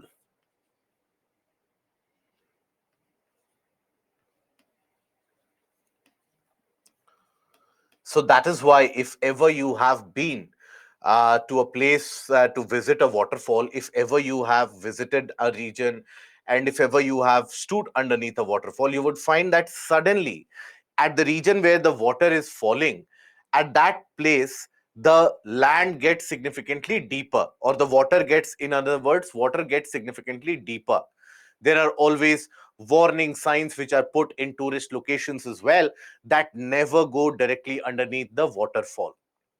It is a different matter altogether, that when you put such warning signs, you are basically prompting many of the individuals to show that yes, we can go there, and look, regardless of the sign, we have been here.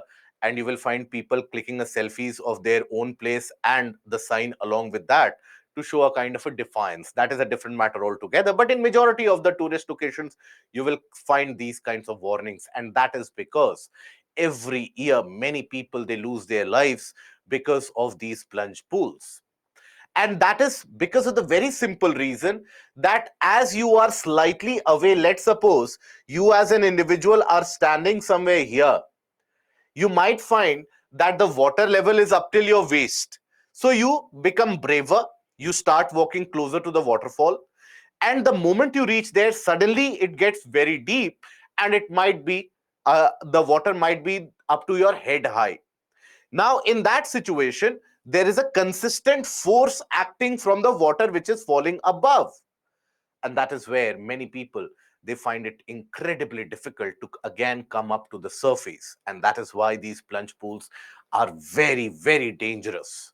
So always keep it in your mind, the next time when you visit a waterfall, never, it is always advised never to directly stand at the base of the waterfall. That is where not only do the rocks, they get very slippery, but you will find sudden depressions to be appearing, large potholes to be appearing, and these potholes can be the size of a human as well, a human adult, whereby all around it the land will be having, or the water will be shallower, but in that portion it will suddenly get deeper, and the waterfall will not allow you to regain your balance back on your feet. So that is where you have these plunge pools. Now then you have the incised meanders. So what are these incised meanders? In most of the waterfalls, you will find plunge pools, Prithvi. In most of the substantial waterfalls where the water is falling from a certain height. Not that you go somewhere and you see water falling in this height and you are saying that there is no plunge pool here. No. So if it is falling from a considerable height, it will create a plunge pool. Now, before we move on into the aspect of an incised meander, so let us concentrate on the term meander first of all. What is a meander? So a meander is a kind of a motion or a pattern formed in a river where, due to the lack of slope, where the slope is not significant, in an area where the slope is significant, you will find that the river follows its path almost in a straight line, because the river has got a direction to flow and it will follow that path. But if suppose the land is almost flatter, so the river won't be able to flow easily. So in those areas, the river oftentimes takes a snake-like pattern. And that is what you refer to as a meander. This is a meander. This shape that you see, that is a meander. Meanders are observed in which condition of the river? In which stage of the river? These are generally observed in the late mature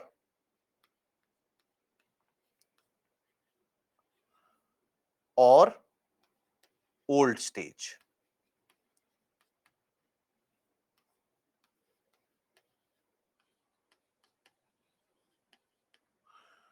Okay, that is where you have these meanders which are present.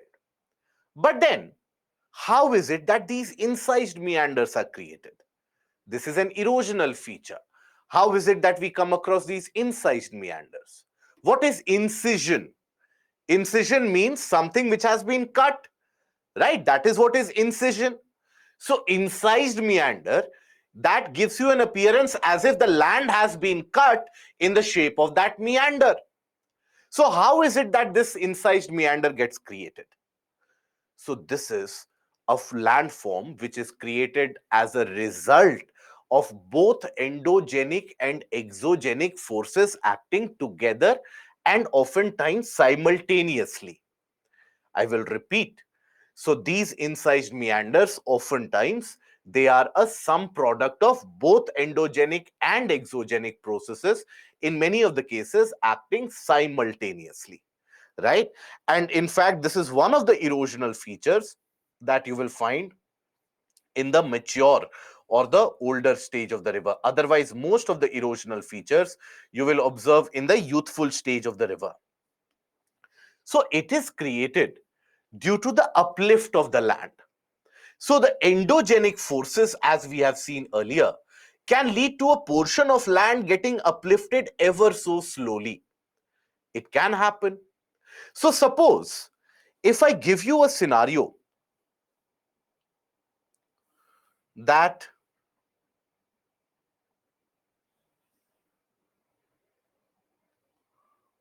this is, let's suppose, the flat area.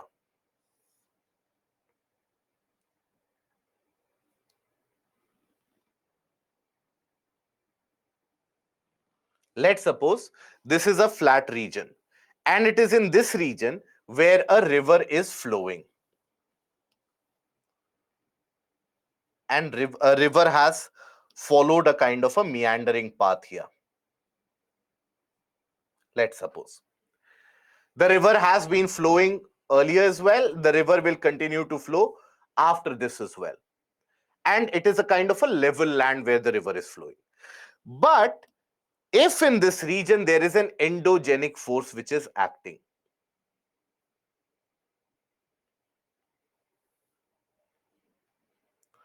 there is a kind of an endogenic force which is creating an uplift. First of all, will this uplift happen all of a sudden, or will it be a slow process? What do you think? Will it happen? Will it be a sudden force or will it be a slow process? Beautiful. Very good. So the uplift which will happen will be very, very slow, significantly slower. The land might get uplifted at a rate of maybe 1 millimeter per year, 1 centimeter every 2 years, at a very slow at a very slow pace. Now, the river is flowing in its path. Let's suppose this land has risen by 1 millimeter in a year. So at the river bed, if you now focus your attention at the river bed where the river is actually flowing, can we imagine a scenario where the river bed is absolutely normal here, the river bed is again absolutely normal here, but in between this, in this area where the upliftment is happening, the river bed is uplifted by 1 millimeter. The land around it is also uplifted by 1 millimeter, but the river bed is also uplifted by 1 millimeter. So if you consider now a cross section view, if you consider the river bed, it will be raised by, let's assume, 1 millimeter. And on top of it, the river is flowing with full force.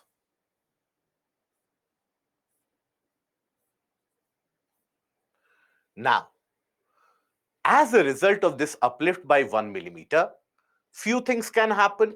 Only few possibilities they are present.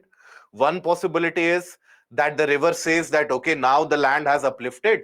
Now I am angry. Now I will not flow through this area. I will find another path of my own. Either that can happen, or what other thing can happen is that because there is a slight upliftment of only around 1 millimeter, the river is carrying significant amount of force.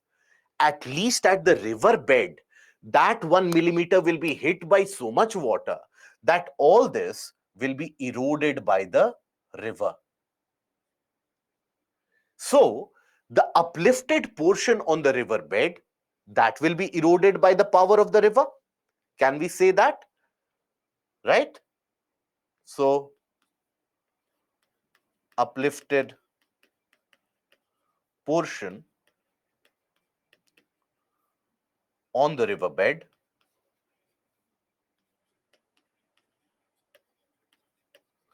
is eroded by the river.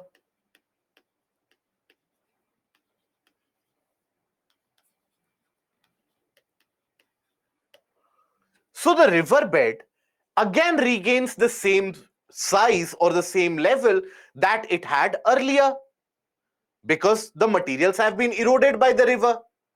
But what about the surrounding land? The surrounding land does not have that facility. There is no one there to erode the surrounding land as well. So the surrounding land has now upraised itself by 1 millimeter, whereas the river is at the same depth. Again, after a couple of years, again this uplift continues. And again, let's say it gets uplifted by 1 centimeter this time. Again, the river bed will be eroded while the surrounding areas won't be eroded. So when this process continues for thousands of years and hundreds of thousands of years, you will come across a scenario where the surrounding areas, they have uplifted themselves quite considerably, but where the river was flowing, there the river is still flowing at the same level as it was following earlier. So overall, the land will give you an appearance that the river is flowing, observe, it is flowing at the same level, whereas the land around it, it is getting uplifted continuously. So it is because of the continuous erosion which is happening at the river bed that the river is able to maintain the same level while everything around it is getting uplifted. The river is eroding its river bed. So that is incised meander. It is basically a river meander which has been cut abnormally deeply into the landscape because the uplift of land has led to a renewed erosion by the river in the river bed. Otherwise, the river was very happily, in a way, retired from services that now I don't have any task which is left. I am moving through the plains. So everything is flat. So that is where we'll have a boring journey from now on. But suddenly the land started picking itself up. So the river got a new job and the river is eroding that. And what it turns out to be is something quite spectacular. This is the incised meander, how it appears to be. So if you observe this image here, you will observe something, that is the river is forming the meanders. Look at the level at which the river is moving, and then take a look at the surrounding areas. The surrounding areas have been elevated. So, this indicates that this region has been uplifted. In fact, if you take a look at it carefully, and that is why I want you to analyze the images carefully. If you then start applying your logic, that how is it that in this incised meander also there's a particular shape associated, it will also tell you the story about the various phases of uplift that this land has gone through. How? For example, observe this.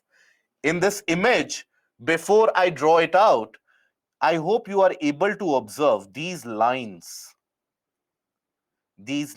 which are created on these rocks. At one point of time, these would have been at the level of the river. And all these sloping regions, they indicate that there would have been very slow movement. A movement would have happened, then it would have stopped for many hundred years, and then again some movement and again stopped for many years. But observe this portion, vertical. This tells you that when the other phase of upliftment would have started, it would have been a continuous phase of upliftment. That is why you have the creation of such vertical, deep undercutting which is present. So, here, if I give you an option that where is it across the planet that am I going to find this kind of a landform? Is it going to be in the areas which have been created recently, newer landforms? Or will I be able to find them in the older landforms which have been created much earlier and have been subjected to many changes over a period of time? What do you think? Apply your normal logic. Don't be afraid to commit mistakes. Very, very good. So, this is something which you will find in the older landforms, where the landforms have been created much earlier. And over a period of hundreds of millions of years, they have gone through multiple phases of uplift and down cutting. So, always found in very old landforms. Found in very old landforms. It is not just the river bank which is getting uplifted, Sumitra. If you observe the entire area, this entire area in itself is experiencing an uplift. It is not only that the river banks are getting uplifted because the river has got some amount of um, a, a kind of a boon from God Himself. No, it is the entire region which is getting uplifted. Okay, so in India, example of this is something that you will find in Chota Nagpur Plateau, particularly in the region around Jharkhand. That is where you'll find this.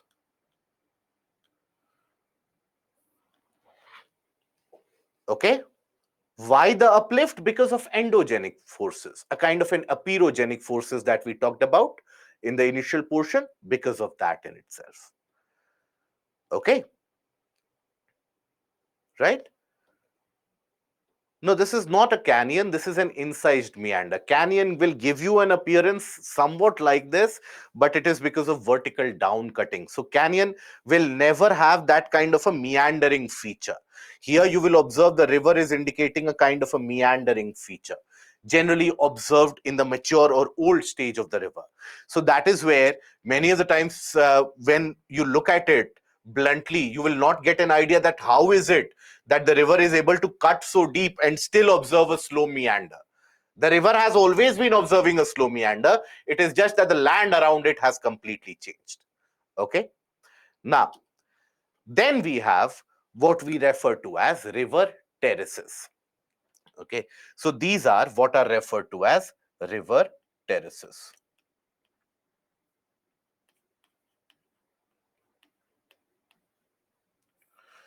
These are step-like features which are created again because of various features, various conditions. because of the change in water level sometimes, because of the fact that the land gets uplifted. So that is where on the banks you have the step-like feature. So step-like eroded features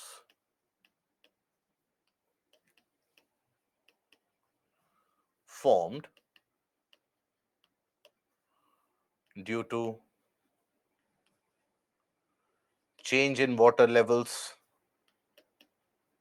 Now, how is it that change in water levels of the river is going to create something like this?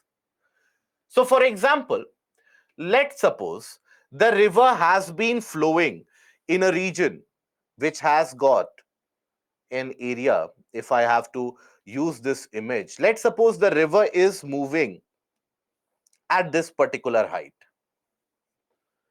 So, it would have eroded the materials in this region, right? But let's suppose the water level rises up after 80,000 years or 1 million years. Then the water will be flowing from here. So it will erode the entire area. And maybe after that, everything reduces, the water level reduces, and then the river is left back to its original path, that is here. Now, when you go to this area, it will give you an appearance as if all around it someone has created this step-like feature. That is what we refer to as river terraces. So this is how it is created due to the change in water levels, or also due to periodic uplift of land. How? Let us understand that. It is very important for you guys to visualize that. That is why for the entire portion of geomorphology, this is the reason I have gone slow, because I want you guys to be able to visualize this. Once you are able to visualize it, everything, notes, books, everything, that becomes largely a supplementary material. You will be able to create answers on your own. You won't be dependent on anybody. So here, if I have a river which is present like this. Now, let's say there is a rise, uplift which has been observed in the case of the land. Uplift has been created in the level of the land. Now, that uplift, when it has been created, what will it lead to?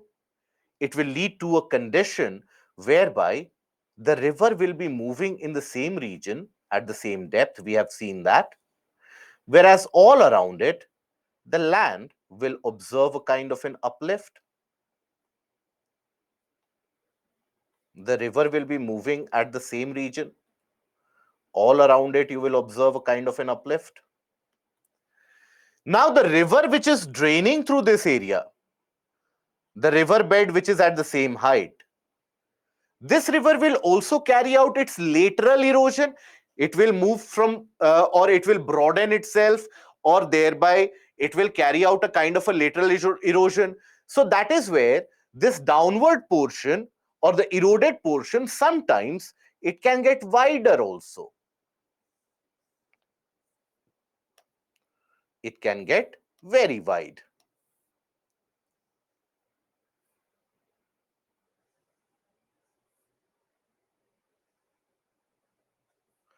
And this wider depth that you see, the river is flowing only through one of these areas, but due to changing shape, changing pathway, etc., it has managed to flatten the entire area, maybe due to seasonal floods, recurrent change in water level, etc. Now, let's assume there is another phase of uplift. Now, when you have another phase of uplift, what kind of land will be created? It will have a pattern somewhat like this.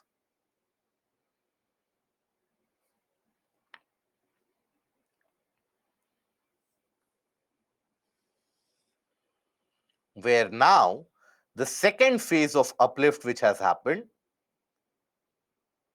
that will create another level of step-like feature.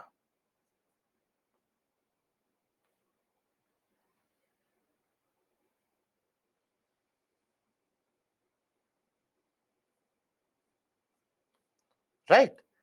So the river movement might still be at the very base. It might still be here itself.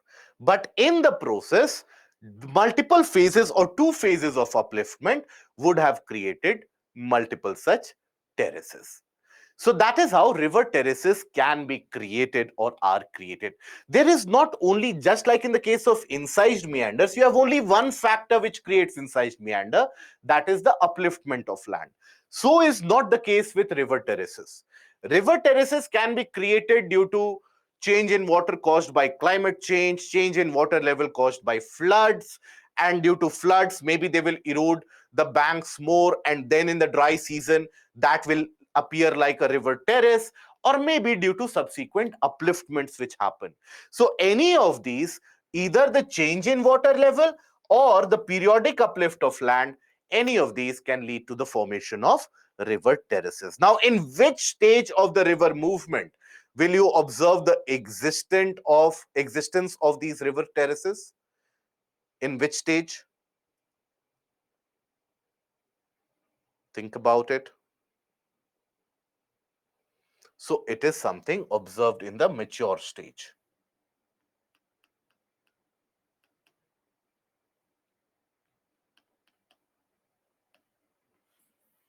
Sometimes old stage, but mostly in mature stage is where you will find the occurrence of these river terraces. Now, then certain depositional features. Now, in depositional features, few of them, if you take a look at it, for example, flood plains. What are flood plains? So wherever a river moves, it manages to deposit sediments all around its sides, right? So in the entire area, it will deposit the sediments, and that will be converted into a kind of a plain-like feature. So that is what is a flood plain. Flood plain is formed due to sedimentary deposits of the river. Okay. Then you also have natural levees. What are natural levees? What is a levee?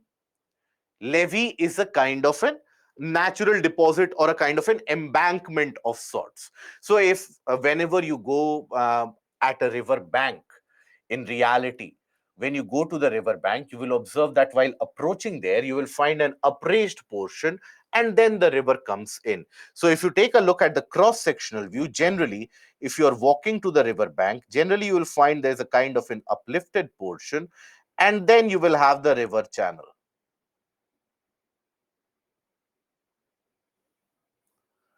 Then you will find the presence of the river channel.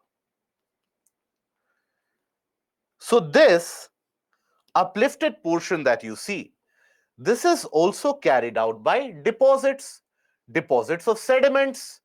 And sediments are brought by whom? By the river. Every day they are deposited on the sites, they keep on accumulating on the sites, and that is what is referred to as natural levees.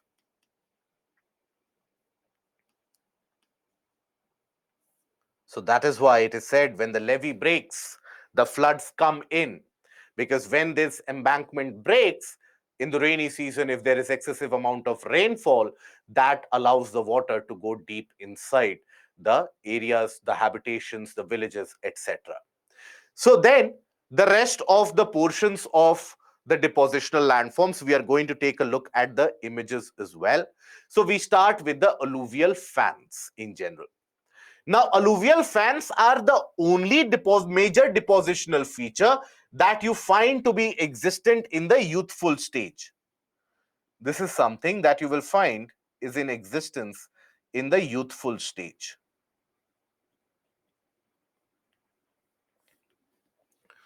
Now, why it is referred to as a fan? Because of its unique shape. Shape, if you will observe of these deposits, this is a kind of an aerial image. So observe this shape of this deposit. Here you have a river which is coming down the slope of the mountain.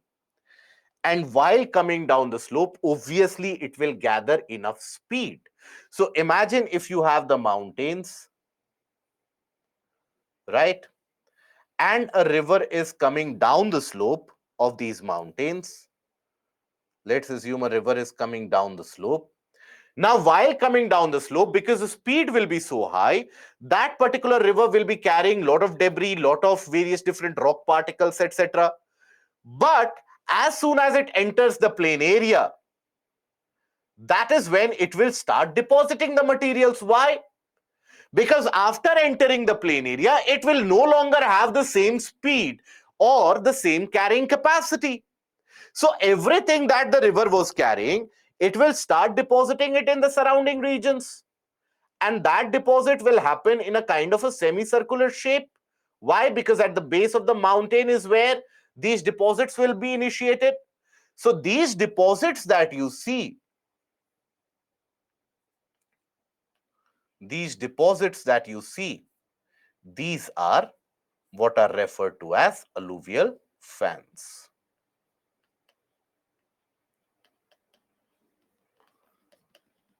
Himalayan rivers particularly form very large alluvial fans.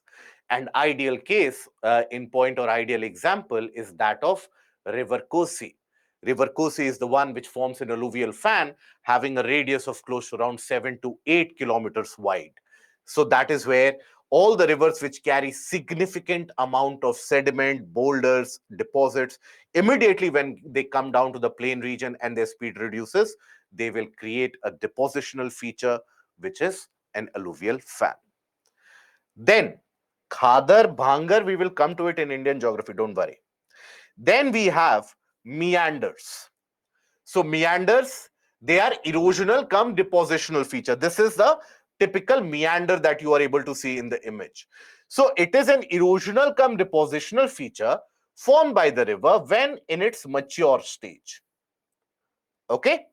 Now when it is formed, when water flows. It is formed when water flows in a curvy, bendy path like a snake. Okay. As a river makes its way through an area that is relatively flat, the gradient is less, it oftentimes develops bends as it erodes its way through the path of least resistance. It will always try to find a flow. It will always try to find a direction in which it has to flow. And that is when it develops these kinds of bends. Now, the eroded material. So, suppose a river is flowing. No, it is not known as Khadar. Khadar is something different, guys. Khadar is a kind of an alluvial deposit. In alluvial plains, you find Khadar and Bhangar. Okay. So, here, suppose a river is flowing here. Before that, let me erase this.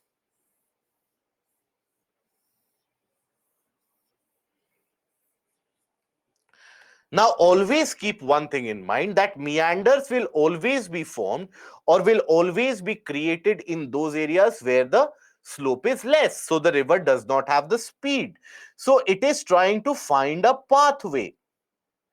So, it will happen that the flow of water erodes material from this side, and then the water is directed, and the water will start depositing materials here because the speed is slow.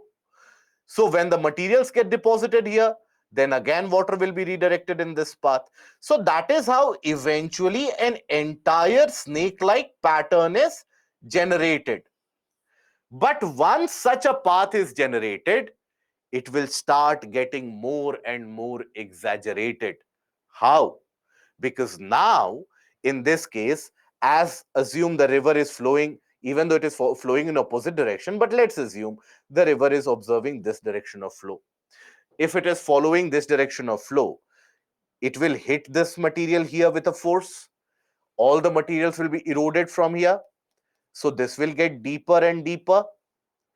Now, the materials will be deposited somewhere. Where will they be deposited? They will be deposited somewhere here, isn't it? So you will have an increased bend here. So again, the water will flow from here. It will start eroding materials here. It will get deeper here as well. So that is how a meander exaggerates itself with the passage of time. It becomes more twisty, more curvy with the passage of time due to subsequent erosion and deposition. Many of the times it happens that the meander develops, or a kind of a staggered meander is developed like this. Now, it can happen that the river water finds a shorter route through here itself. So, in that case, the supply or the contact with the larger path, that is simply cut off, and the river then starts following the shortest of the path which is available to it. Everybody likes a shortcut, isn't it? Everybody likes a shortcut. So is the case with the river also. So that is where it leaves behind a pool of water in a lake, or in a lake of sorts, which has a kind of a shape very close to an oxbow. And that is what is referred to as an oxbow lake. So here you observe this. This is an oxbow lake. So it is a kind of a curved lake formed from a horseshoe bend in a river where the main stream has cut across the narrow end and no longer flows around the loop of the bend. It is no longer following that loop, it is following a shortcut path now. At one point of time, it would have been following like this, but now it is not. So that is where you have the formation of oxbow lakes. Okay. Why meander flow in zigzag path and not straight? Because of lack of, or the presence of slope. There is no presence of slope. So do one thing. Uh, in your floor, in the floor of your room, you will have some portion of your room which has got a slope in the floor. Pour some water there. You will find that water flows in a straight path. Now what you do is take a flat portion, maybe on the top of your table, maybe somewhere else, and pour some water on it. You'll find that the water will try to find a path. It will try to find the region of the least or the available slope. And that is where it forms a kind of a meander. Something similar happens in the case of topography as well. Okay. Then we have the braided channels. What are braided channels? So braids, something you associate with a kind of a twisty hairdo, so to say, right? You have braids of hairdo. So braided channel is something which is found in the old stage of the river movement. Something that you find in the old stage of river movement. And here, the speed of the river is very slow.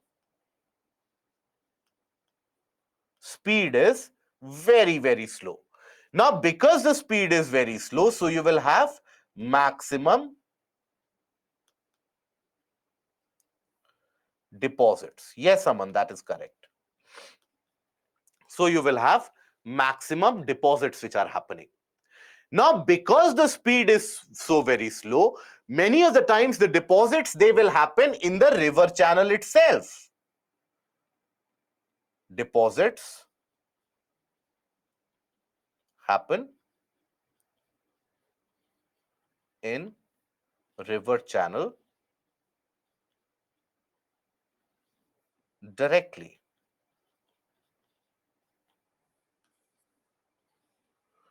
Now, when the deposits happen in the river channel, see, this is your river channel, large river channel. Now, observe how the deposits have happened randomly. You won't be able to distinguish which is the main stream of the river, because the river has deposited material, so the water will have to find a way around that deposit. So, observe how many streams of water is present and is generated. This is like a braid that you find, and hence the name braided stream. In this, you will find a lot of these are basically your sedimentary deposits. observed in old stage in India. In the case of, for example, take the case of River Ganga in the region of West Bengal, you will find the presence of these braided channels. In fact, to the region of eastern part of Bihar, from there itself, you will start finding these kinds of occurrences time and time again, especially during the dry season when the flow is even lesser, when you have even lesser speed. That is when this is something which is a very common phenomena. Then we have a delta. Delta is the final depositional or the last depositional feature created by the river action. So when we say a delta, this is created when a river meets the sea. Okay, so the depositional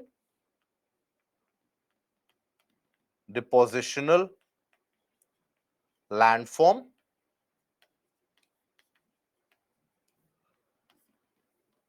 when river meets the sea.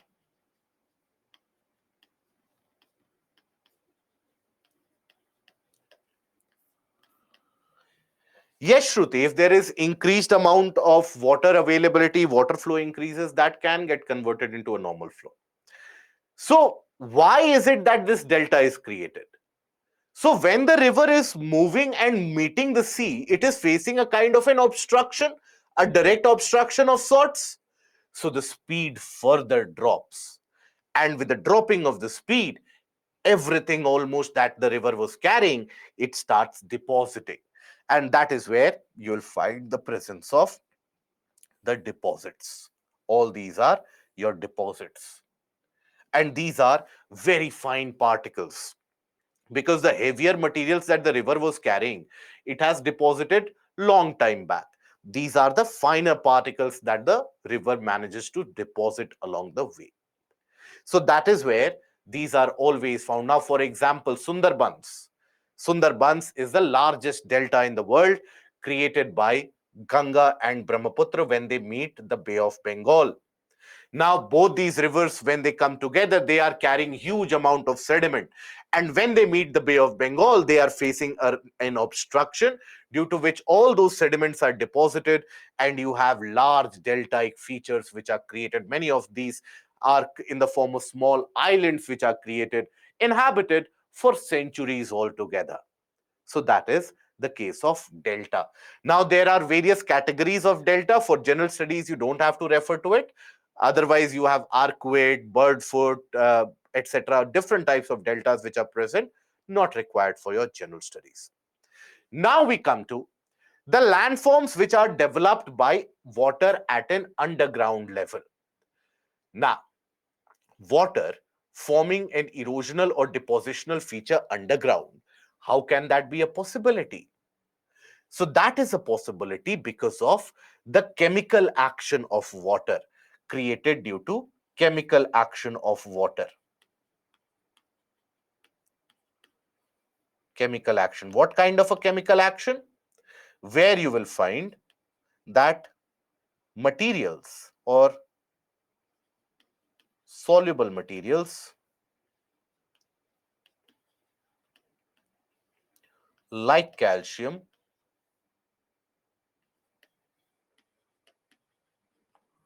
are dissolved and carried away by water.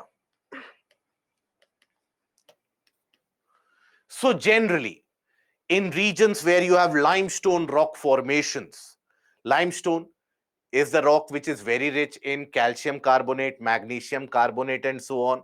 So generally in those areas, you will find the presence of these kinds of landforms. This is something which is also referred to as karst topography.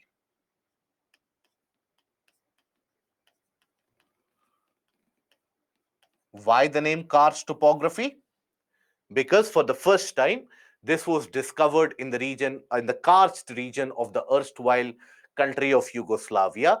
So that is where you would find this kind of a landform, and hence the name karst topography is given to such underground landforms. So assume that earlier this would have been a completely solid structure, But let's say this was a structure which was abundantly rich in calcium. Slowly and steadily, rainwater would have penetrated, and they would have basically dissolved all the materials, and they would have exited from some other pathway in the region of Karnataka, right? In the region of Meghalaya, particularly around Cherrapunji, Mosindram, you find many of these landforms which are in existence. So here also you will have an erosional landform, and here also you will have and you will find a depositional landform. So in the case of the erosional landform, you have sinkholes, caves, uvalas, etc., which are the cases of erosional landform, and depositional, stalactites and stalagmites, the ice-like features that you see hanging and suspended from the rocks. Those are your stalactites and stalagmites.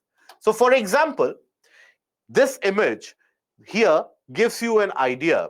So for example, there is a limestone rock bed consisting of heavy amounts of calcium. Now, rainfall, when it occurs, very slowly but surely, that rainfall will start dissolving the materials, and it will be able to develop multiple channels, multiple cracks. Eventually, a scenario might come where the central portion simply sinks because the material has been dissolved there. So the central portion sinks, creating a kind of a depression. That is referred to as a sinkhole. For example, look at this image. Here you observe very large sinkholes.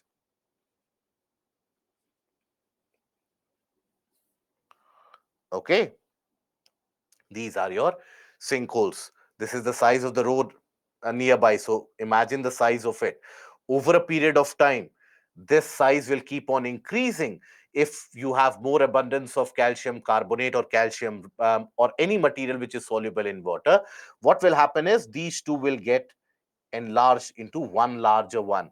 This will also get enlarged into one larger one. Eventually, this might end up getting joined because of erosion. And when that situation happens, you have creation of elongated valley of sorts of combined sinkholes.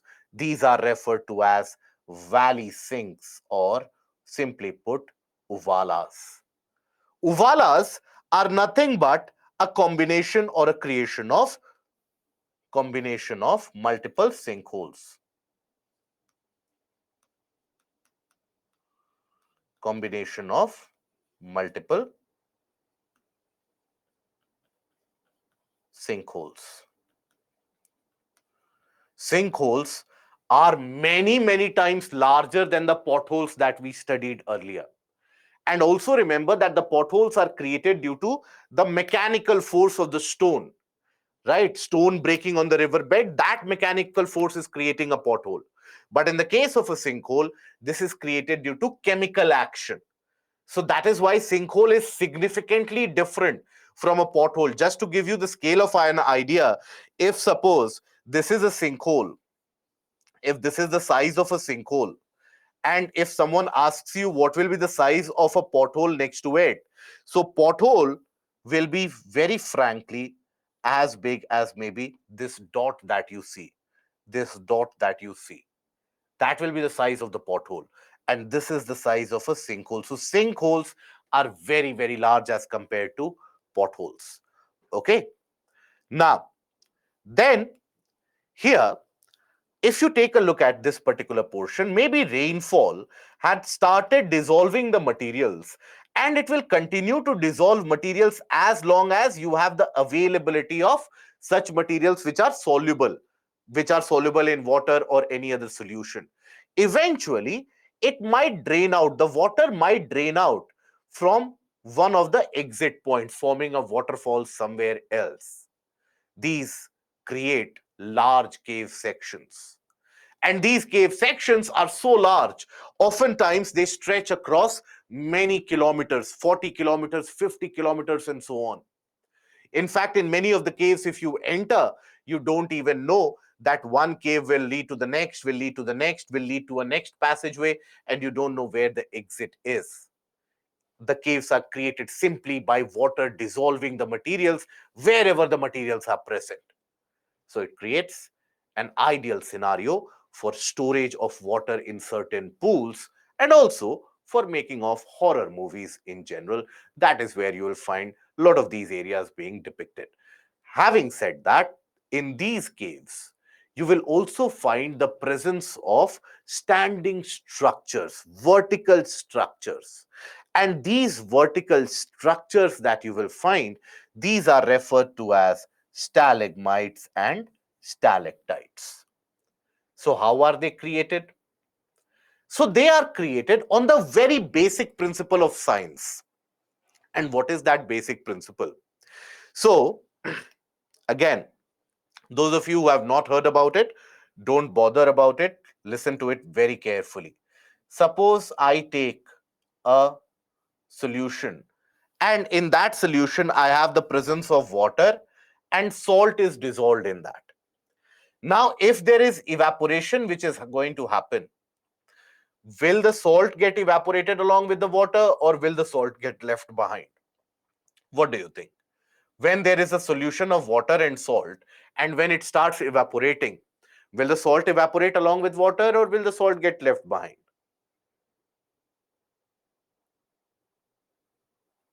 Very good. It will get left behind, right? So something very similar happens here. Let us understand how. So if you imagine the this particular portion, that is the roof of the cave. Now here you have the cave. So when the water starts dripping through the cracks of the caves, very slowly it will drip. While dripping, it will start dissolving the materials that it has been carrying. Now, if ever you have lived or been in an old government office, right, be it the office of the district collector itself, there also you will find that there are seepages somewhere. Okay, that is something that you will find in almost all the government offices, almost all the government quarters, regardless of whether you are the general manager in railways, regardless of how important you are. You will find a house that is given to you which will have seepages invariably. So I'm sure at some point of time in your life or the other, you would have seen a ceiling leaking somewhere. Now, if you have ever managed to have that much leisure time with you, that you have observed the water leaking from the ceiling as well, you would have noticed something very interesting. Even though I know all of you are very, very busy, but those of you who have a lot of time, just like me, you would have basically observed that it starts forming small drops, first of all. On the ceiling, you will find initially that water forms a kind of a bulge. It is not as if directly it starts falling like a tap. No, it will form a slight bulge. Then it will take a shape of a drop. And then it eventually falls on the ground. Now, in that whole process, imagine that while it is forming a kind of a bulge, while the droplet is getting bigger and bigger and bigger, in the meanwhile, if there is evaporation which happens, what will happen to the salt that it has been carrying? Salt in the form of dissolved calcium. It will be left behind, right? Now, when that calcium is left behind, calcium is left behind. Calcium has got a binding property. The bones, the teeth, the plaster, the cement has got calcium. Calcium has a binding property. So it sticks to the roof. Now, the next drop which will come along the way, next drop will suspend itself somewhere here. It might actually happen that the drop falls, or it might also happen that you have the water evaporating from there also, leaving behind more calcium. So, a repetition of this process of calcium getting left behind creates that kind of a suspended structure which is sticking from the roof, and that is what we refer to as stalactite. On the other hand, do the reverse of it. So water is dropping from the roof here, one drop at a time. So when it drops here, after that, if it gets evaporated, what will happen to the calcium? It gets left behind. That calcium will stick to the ground because that is the region where seepage is happening. Water will continue to fall and get evaporated back. So that is where you have a kind of a standing structure created of the left behind calcium deposits. And this is what we refer to as stalagmites.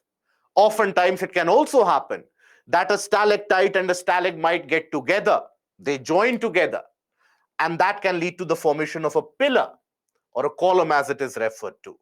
But these are considered to be depositional features because the water is carrying out some or the other form of deposit. So that is how you have landforms created at the underground level. Generally, this is created purely as a result of the chemical action of materials getting dissolved in water due to the chemical process. Now, another kind of landforms, a set of landforms developed as a result of glacial movement. So, glaciers, when they move, always understand these create humongous force. They impose so much weight on the ground surface. These are millions of tons of ice which move very, very slowly. So, here, for those of the amongst us who are uninitiated in that, who have no clue what glaciers are, etc., so they are massive bodies of slowly moving ice, very large bodies. Glaciers form on land, and they are made up of fallen snow which over a period of time that gets compressed, gets converted into thick ice, and due to gravitational pull, it comes down the slope. Sometimes it also happens that from the central region of continental area, it moves outwards. What is observed in regions of Antarctica, Greenland, and so on. So that is where these glaciers, they have a tremendous force and they create a lot of landforms. So this is what a glacier looks like.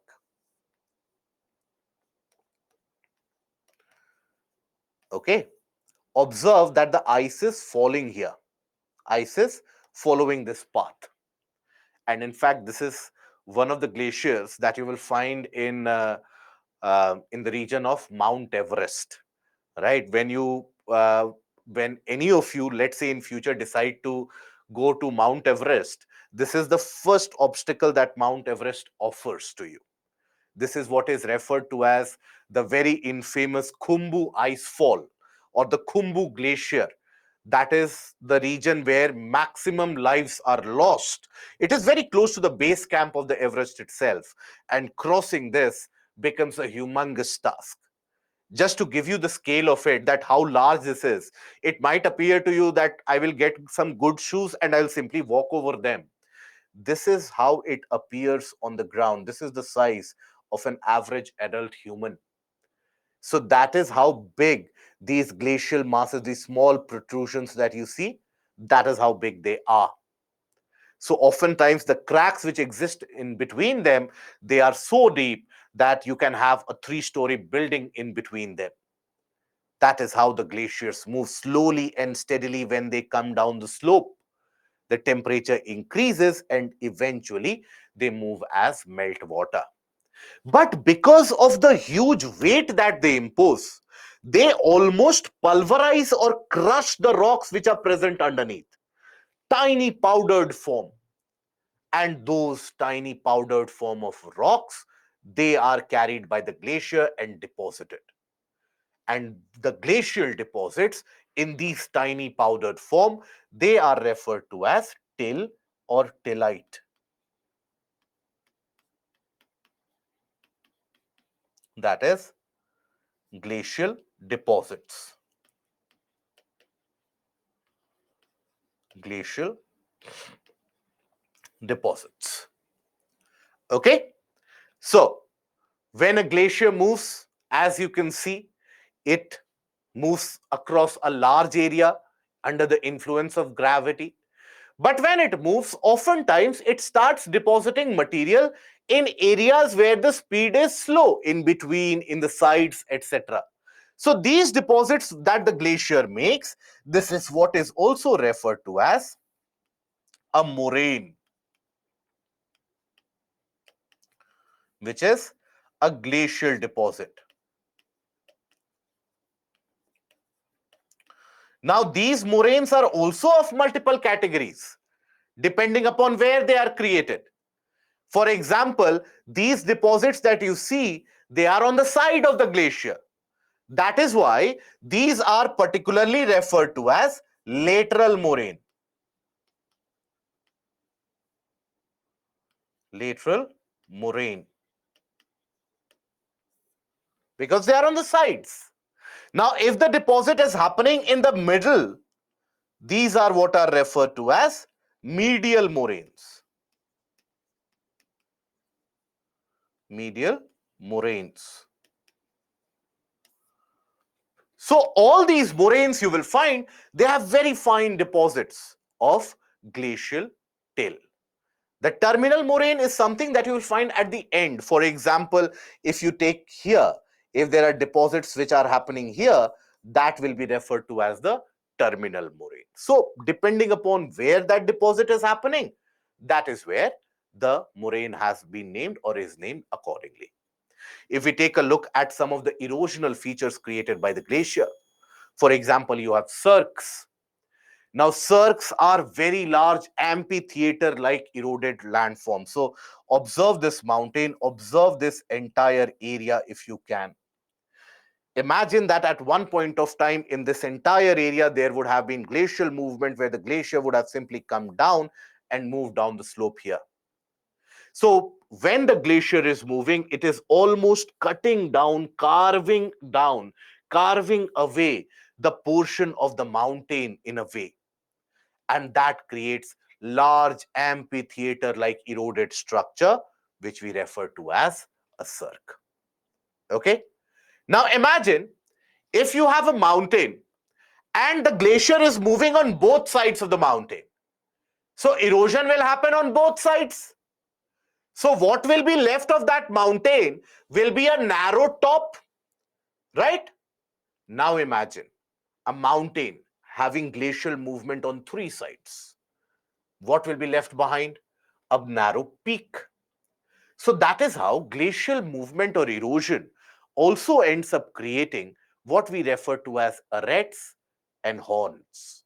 So this is what is referred to as an arête. Generally across Europe, in the Alps, etc., you will find a lot of these landforms. So here at one point of time, there would have been erosion from here and glacial erosion from here. So what is left behind is a narrow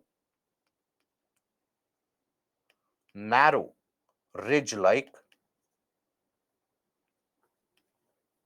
which is present. On both sides, it is eroded.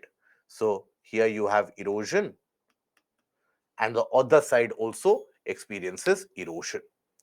Then, when it is getting eroded from all sides, it leaves behind a peak-like feature, an isolated peak-like feature, and that is what we refer to as a horn. Okay, that is what we have as a horn. So these are your various different types of moraines depending upon where is it that the deposition has been carried out. If it is in the center, medial moraine; if it is on the sides, lateral moraine; if it is at the end moraine, terminal moraine, recessional moraine. All these are basically names associated with the movement of the glacier and where is it that the deposits are happening. Then amongst the deposits, you also have the presence of large features in a way, long deposits of sediments which have a streamlined characteristic, which we refer to as drumlins, right? So drumlins, if you will observe, this is what they appear to look like. This is what the drumlins will appear to look like. Observe this. I hope you are able to observe this feature. So many of the times they appear in large numbers together. So drumlins are hills of sediment, generally a quarter of mile or more in length, that have been streamlined due to glacier flow. Thus, they are often elongated, right? And they often occur together in fields where several thousand individual drumlins you will find to be present there. So how are they created? So for example, there is a glacial flow somewhere here, and this is the bed of the glacier. Now, if there is slightest of deposit which happens here over a period of time, when the ice is moving in this region, it will face an obstruction. So more deposits will happen because the speed of the ice movement will slow down further. So like this, more and more deposits will continue to happen. But because of the weight of the glacier and because of the movement of the glacier, those deposits, they are able to gain a kind of a streamlined shape. They are able to gain a kind of a streamlined shape. And that is what is the feature of a drumlin. When looked from above, imagine a scenario where you have hundreds and thousands of drumlins appearing in the same place. How would they look like? So when they are looked from above, they will give you an appearance as if you have eggs which are kept in a sideways position. And that is why drumlins, they are also sometimes referred to as basket of eggs topography. Basket of eggs topography. UPSC had once asked this question in the optional portion, that what do you mean by baskets of eggs topography? Many of the candidates, because they had never read it earlier, they simply panicked. Now, at that point of time, nobody was referring to these drumlins as basket of eggs topography. But then, since UPSC asked, everybody knows about basket of eggs topography now. Now, many of the candidates, they were completely the it is not something that you find in the books generally. So obviously, the candidates, their first reaction is the reaction of panicking, as is very apparent with many of you as well here, that immediate reaction or trigger is when you panic. So if you manage to maintain calm and you observe what can it be, that is when you get an idea that this would be a definite landform which would resemble a kind of an egg shape, and basket of eggs means multiple of them. So that is where many of them were able to describe about drumlins. And those are the ones who are able to answer such kinds of questions. You'll find those are the ones who succeed in the examination. They are also answering a question which they have never read before, but they are applying their logic and reaching a logical conclusion out of it, rather than panicking, blaming everything around themselves, and then simply skipping the question. So that is the approach and the mindset that you need moving ahead. Now, when the deposits happen in these clusters, we refer to them as drumlins. But sometimes the deposits happen in a longitudinal format. So for example, you will observe the deposits, observe here, the deposits that have happened here. Now these are longitudinal, right? So these are what are referred to as eskers. So eskers are ridges made up of sand and gravel deposited by glacial meltwater and flowing through tunnels within or underneath the glaciers. So when the glacier moves, there is water which flows underneath them, the meltwater that also keeps on flowing through them. So that keeps on depositing materials in a longitudinal manner, eskers; in a heap-like manner, drumlins. Okay, these are the features that you generally end up finding in the region of western part of Europe, which suffered from the last major ice age. When ice ages come, it is the region of northern Europe, Asia. In the present location I'm talking about, the Europe, the northern portion of Asia, the North American region, all of these get frozen, right? Regions close to the southern pole, that is Australia, etc., they will get frozen. areas in the tropics, they still remain ice free. So that is where in the last ice age, which happened close to around 18,000 years back, you had a lot of glacial movement which was observed in the region around Europe. That is where you will find a lot of these features in the region of Western Europe as well. Then we come to the landforms which are created and are developed as a result of wind action, what is also referred to as wind erosion. So when there is movement of wind, when is it that wind will be able to carry materials with it? When the wind has got enough speed. In your normal day-to-day life occurrences also you would have observed. Sometimes there is a breeze which is flowing, which is blowing outside, and you tend to enjoy it. You get all the creative ideas in your mind that such a nice breeze is flowing. I will paint, I will listen to music, I will go out, I will party, etc., etc. But sometimes when these winds blow, everybody runs for cover because the speed is so high. The wind is able to carry not only dust particles, it is able to carry large sheets of metals along with it as well. So the carrying capacity of the wind as well is significantly dictated by the speed that the wind is able to gain. Greater the speed, more is the ability of the wind to carry materials with it. Always. Now, in the two environments that I give you, for example, let's suppose a forested area or an urbanized location, and then a desert. Now, out of these two, an urban location or a desert, where do you think wind velocity will be more? Or the speed of wind, where do you think will be more? Correct? It will be in the desert, right? Why? Because the wind faces no obstruction. So that is why majority of the landforms that you observe which are created by the wind, you will find them to be created in semi-arid or arid areas, or generally observed in desert areas. Generally observed in desert areas. Why? Because wind velocity is very high.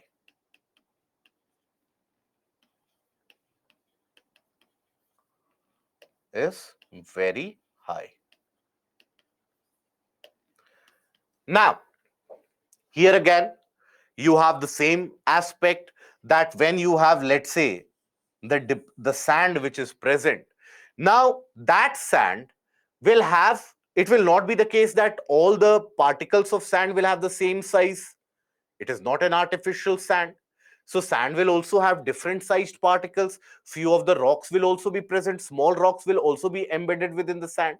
So when the wind is blowing, the fine particles which are embedded in the sand, the fine particles will be carried over by the wind. Wind will be able to carry them very easily. Whereas the larger particles, they will be moving closer to the surface because of their weight. They will be moving much closer to the surface. Right? So if suppose there is a large rock across which the wind is blowing.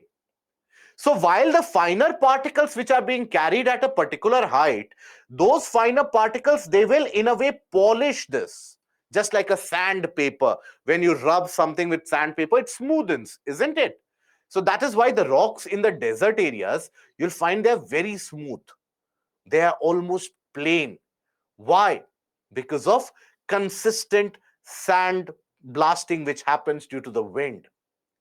And then the lower portion of the rock, that is consistently bombarded with these larger particles, due to which one point at a time the rock will get weaker, and some portion will break, some portion will continue to break, and thereby you have creation of a rock structure which we refer to as mushroom rocks.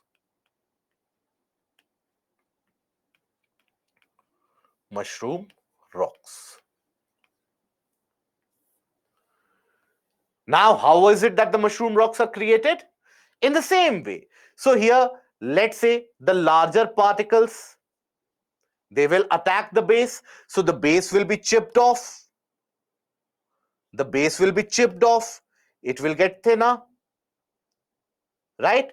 It will get thinner from the other side as well.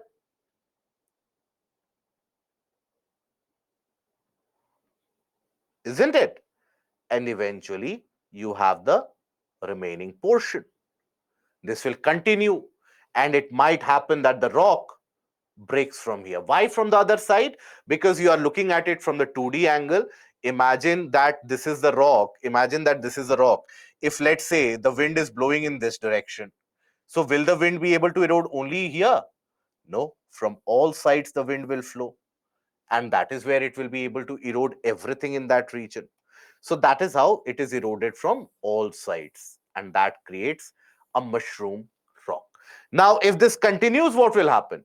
The rock will break from here and it will fall on the ground. It will be embedded within the sand, and again, another new mushroom rock. So, like that, a larger rock gets disintegrated into multiple smaller mushroom rocks, and that is where you will find a complete disintegration of larger rocks to be happening. Then we have yardangs. What are yardangs? So these are very unique and specific eroded landforms in the desert areas, where you will find that earlier you have the erosion of sand. That is when the bedrocks are exposed, and then due to the movement of the wind, the bedrocks, they are also eroded in a particular manner. How? Let us visualize this. So suppose this is the region which has got a lot of sand, and here you have the presence of bedrocks. Let's assume these are the bedrocks. Now, as the wind moves, it will be able to erode the sand very easily. So when the sand is eroded, what is left behind? The sand. The level will come down, right? Now the wind will be blowing with all its might and the rocks are exposed. So these rocks will get eroded from the sides, and this will gain a shape like this, a kind of a streamlined shape. These are what are referred to as yardangs. It indicates, the shape of it in itself indicates that the direction of wind movement would have been somewhat like this. Okay, the direction of wind movement.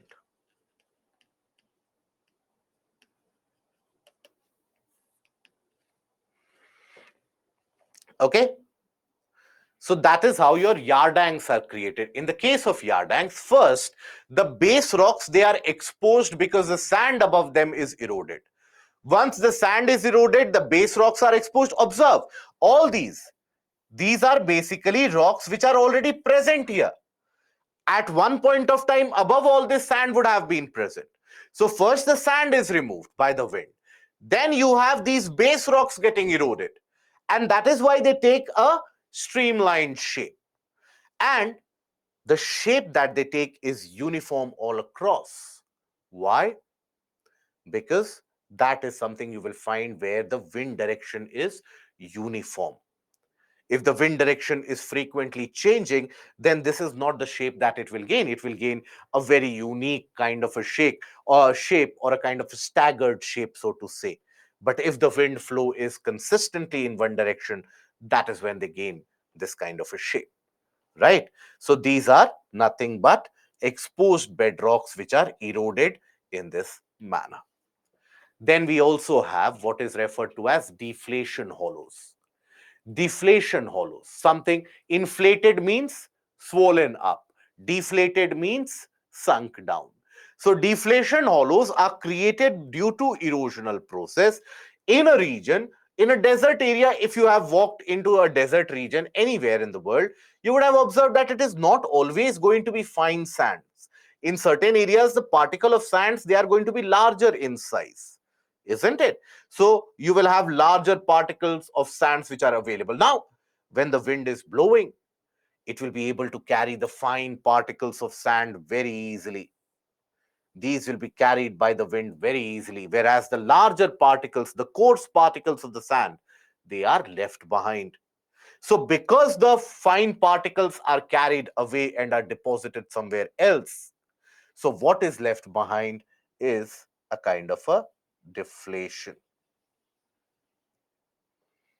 This is what is referred to as a deflation hollow. Okay, this is again an eroded landform. Now all these materials that have been eroded, they will be deposited somewhere. And in the desert areas, the wind, they deposit the materials in a kind of a heap-like format that we refer to as a dune.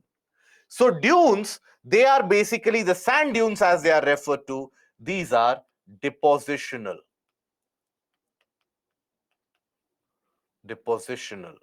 features. Depending on the direction of the wind movement, that is how the shape of the dune is also determined. If, for example, you have winds coming from two directions, suppose, so everything that they are carrying, they will start dropping it. Why? Because when the winds are coming from two different directions, they will in a way oppose each other. So everything that they are carrying, that will be deposited because of reduction in speed.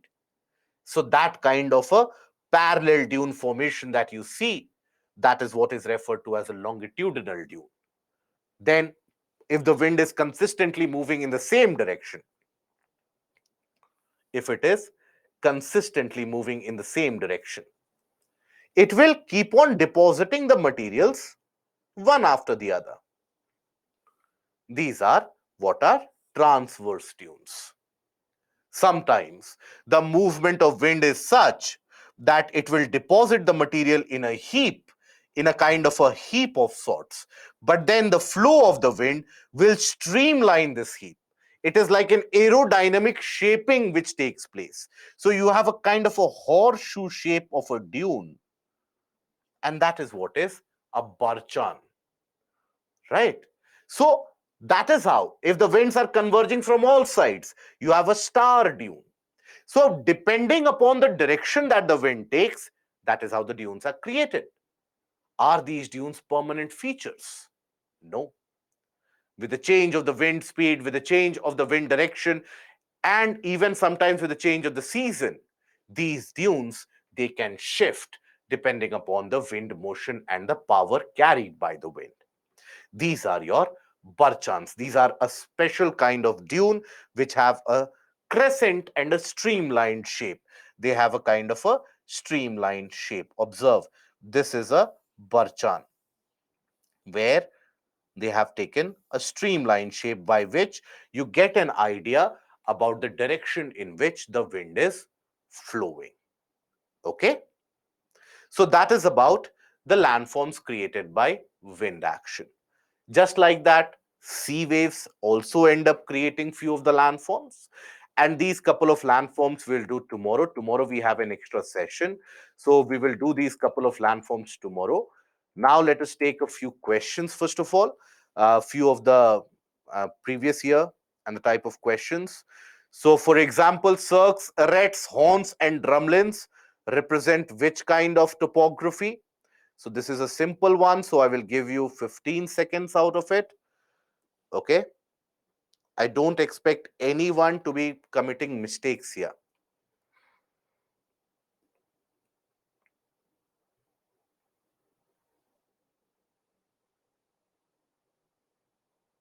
Very good. So most of you are correct. These are glacial landforms. Now in this, you also have to know what is erosional, what is depositional. So cirques, arêtes and horns, these are erosional, whereas drumlin, that is a depositional feature. Okay. Then variations. Now this is a tricky question that UPSC had asked. Variations in the length of daytime and nighttime from season to season. Why are they caused? Length of, now first of all, understand the question. Variation in the length of daytime and nighttime. That is, in a year, sometimes we experience that days are longer, sometimes we experience days are shorter. So this is a question that why is it that it happens? So basically, the Earth's rotation on its axis, that causes a variation in length of day and night. Earth's revolution around the sun in an elliptical manner, latitudinal position of the place, revolution of the Earth on a tilted axis. Very good. Pratyaksh, Abhishek, very good. Dinesh, Shruti, Samantare, Nidhi, Nikki, all of you. Good. Vamsi,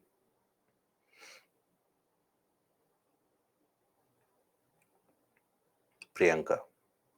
Good. So again, very happy to see majority of you have given the correct answer. So it is the revolution of the Earth on a tilted axis. Because of that axial tilt, if that tilt would not have been there, then both the hemispheres would have received the same amount of sunlight for the same duration. And that is when the length of the day and the night would be similar. Then regardless whether it is an elliptical orbit, hyperbolic orbit, rectangular orbit, any kind of orbit, if there is no tilt, the length of the day and the night will be the same. It is because of the tilt that northern hemisphere sometimes gets more sunlight and sometimes it gets less sunlight. And that is why you have the length of day and night. Now, then we have few of the subjective questions. And few of the couple of questions we have discussed in earlier modules as well. So explain the formation of thousands of islands in Indonesian and Philippine archipelago. This was a question which was asked in the mains. And this is a direct question, as you can see. It is a kind of a full toss that UPSC throws at you. And it is up to you whether you hit a sixer out of it or whether you get clean bowled even in this. So here, the thousands of islands in Indonesian and Philippine archipelago, why are they created? They are created because of oceanic convergence. So here in this answer, you have to talk about oceanic convergence in detail. You have to draw the schematic diagram. You have to represent the formation of trenches as well. Give the example of Mariana Trench that you find to the east of Philippines. So that is how, with the help of examples, you can also give of volcanic eruptions. For example, Mount Pinatubo in Philippines is an example of that. So that is how you can enrich this. Okay, right? What you want me to write the answer, or is it what? See, I'm not going to write the answer for this. Okay, now, why are the world's fold mountain systems located across the margins of the continents? Bring out the association between the global distribution of fold mountains and the earthquakes and volcanoes. Now, this is a two-part question. So, always when you encounter a two-part question, the introduction should be able to address the first demand of the question. What is the first demand? Why are the world's fold mountain systems located across the margins of continents? Which are the fold mountain systems that we are talking about here? We are talking about Rockies at the western margin of North America, Andes, right? Atlas. I was waiting for this. Himalayas, all those who are saying Himalayas are at the margin of which continent, my dear friends? Please let me know. At the margin of which continent do you find the presence of Himalayas? Obviously, that is where you have to think. Very good, Pratyaksh. Appalachians. This is for 250 words. Is Eurasia a continent or is India a continent? That is why please don't get carried away just because you know one answer. You know the answer of why fold mountains are created and you're trying to fit it into this template. That is where majority of the candidates get wrong. The question is margins of continents only. That is the existing continental landforms that you see on the sides of them. Where is it that you find the fold mountain systems? So these examples will be more than sufficient. So here in the introduction part, you can say that in majority of the continental margins, for example, Rockies, Andes, etc., you will find the presence of fold mountain systems, and the formation of them can be explained with the help of plate tectonics. And thereby, that gives you a scope or a leeway in which, excuse me, thereby you can write about the fold system, why it gets folded. In all these cases, there is a oceanic continental convergence. In most of these cases, Appalachians is an old case, so don't worry about it. And then you draw the schematic diagram, and then you address the second part, that is association between the global distribution of fold mountains. Now, in the global distribution of fold mountains, you can include Alps, you can include Himalayas, you can include Ural, you can include Carpathian, all of that you can include. And then the give out why earthquakes occur across these, because there is convergence and there's a rough movement. So whenever the rocks, they face a kind of an obstruction, they overcome, and that is when they release lots of energy, and that is what we experience as earthquakes. Okay. Yes, Shamil, you can include that. Then, this was a question which was as direct as it can get. This was for 150 words. Define mantle plume and explain its role in plate tectonics. So, I have provided you with the definition as well. So, in case you are feeling lazy, straight away take out that definition, put it here. Okay, so mantle plume, what is mantle plume? The rising column of heat that you observe in the region of the mantle. So elaborate upon it. Then how it will lead to, or its role in plate tectonics. So it can give rise to plate movements through the convergence or convection current which can be initiated, and through that convection current they can lead to divergence, convergence, and so on. Many of the times you have an accelerated plate movement which happens due to a region experiencing mantle plume. For example, we discussed during the formation of India that it was the mantle plume underneath Reunion Islands which further provided the speed to the Indian subcontinent. Okay? Yes, all these are from different year questions. Yes. Now, geophysical characteristic of circum-Pacific zone, we have already managed to discuss. So that is where we'll end the session for today. A couple of slides with regards to the landforms by sea wave that is left. We'll cover it in the initial portion of tomorrow. Tomorrow we'll have a class from 7 to 11. That is where we will try to answer few of your questions there as well. So that is when we'll take the question. And tomorrow you will have the weekly test which shall be uploaded. Both objective and subjective questions shall be put there. And tomorrow is when we start the journey for climatology. So please ensure that regardless of whatever it takes, try to concentrate in the session, because tomorrow is when we are going to lay the basic groundwork for climatology, which is going to put you through for the next couple of weeks altogether. So see you again tomorrow. Tomorrow is when we will be taking few of the more questions as well. Okay. Rivers in India, we'll talk about in Indian geography. Most of them just meet. Okay. So see you tomorrow. Take care of yourself. Goodbye and good night.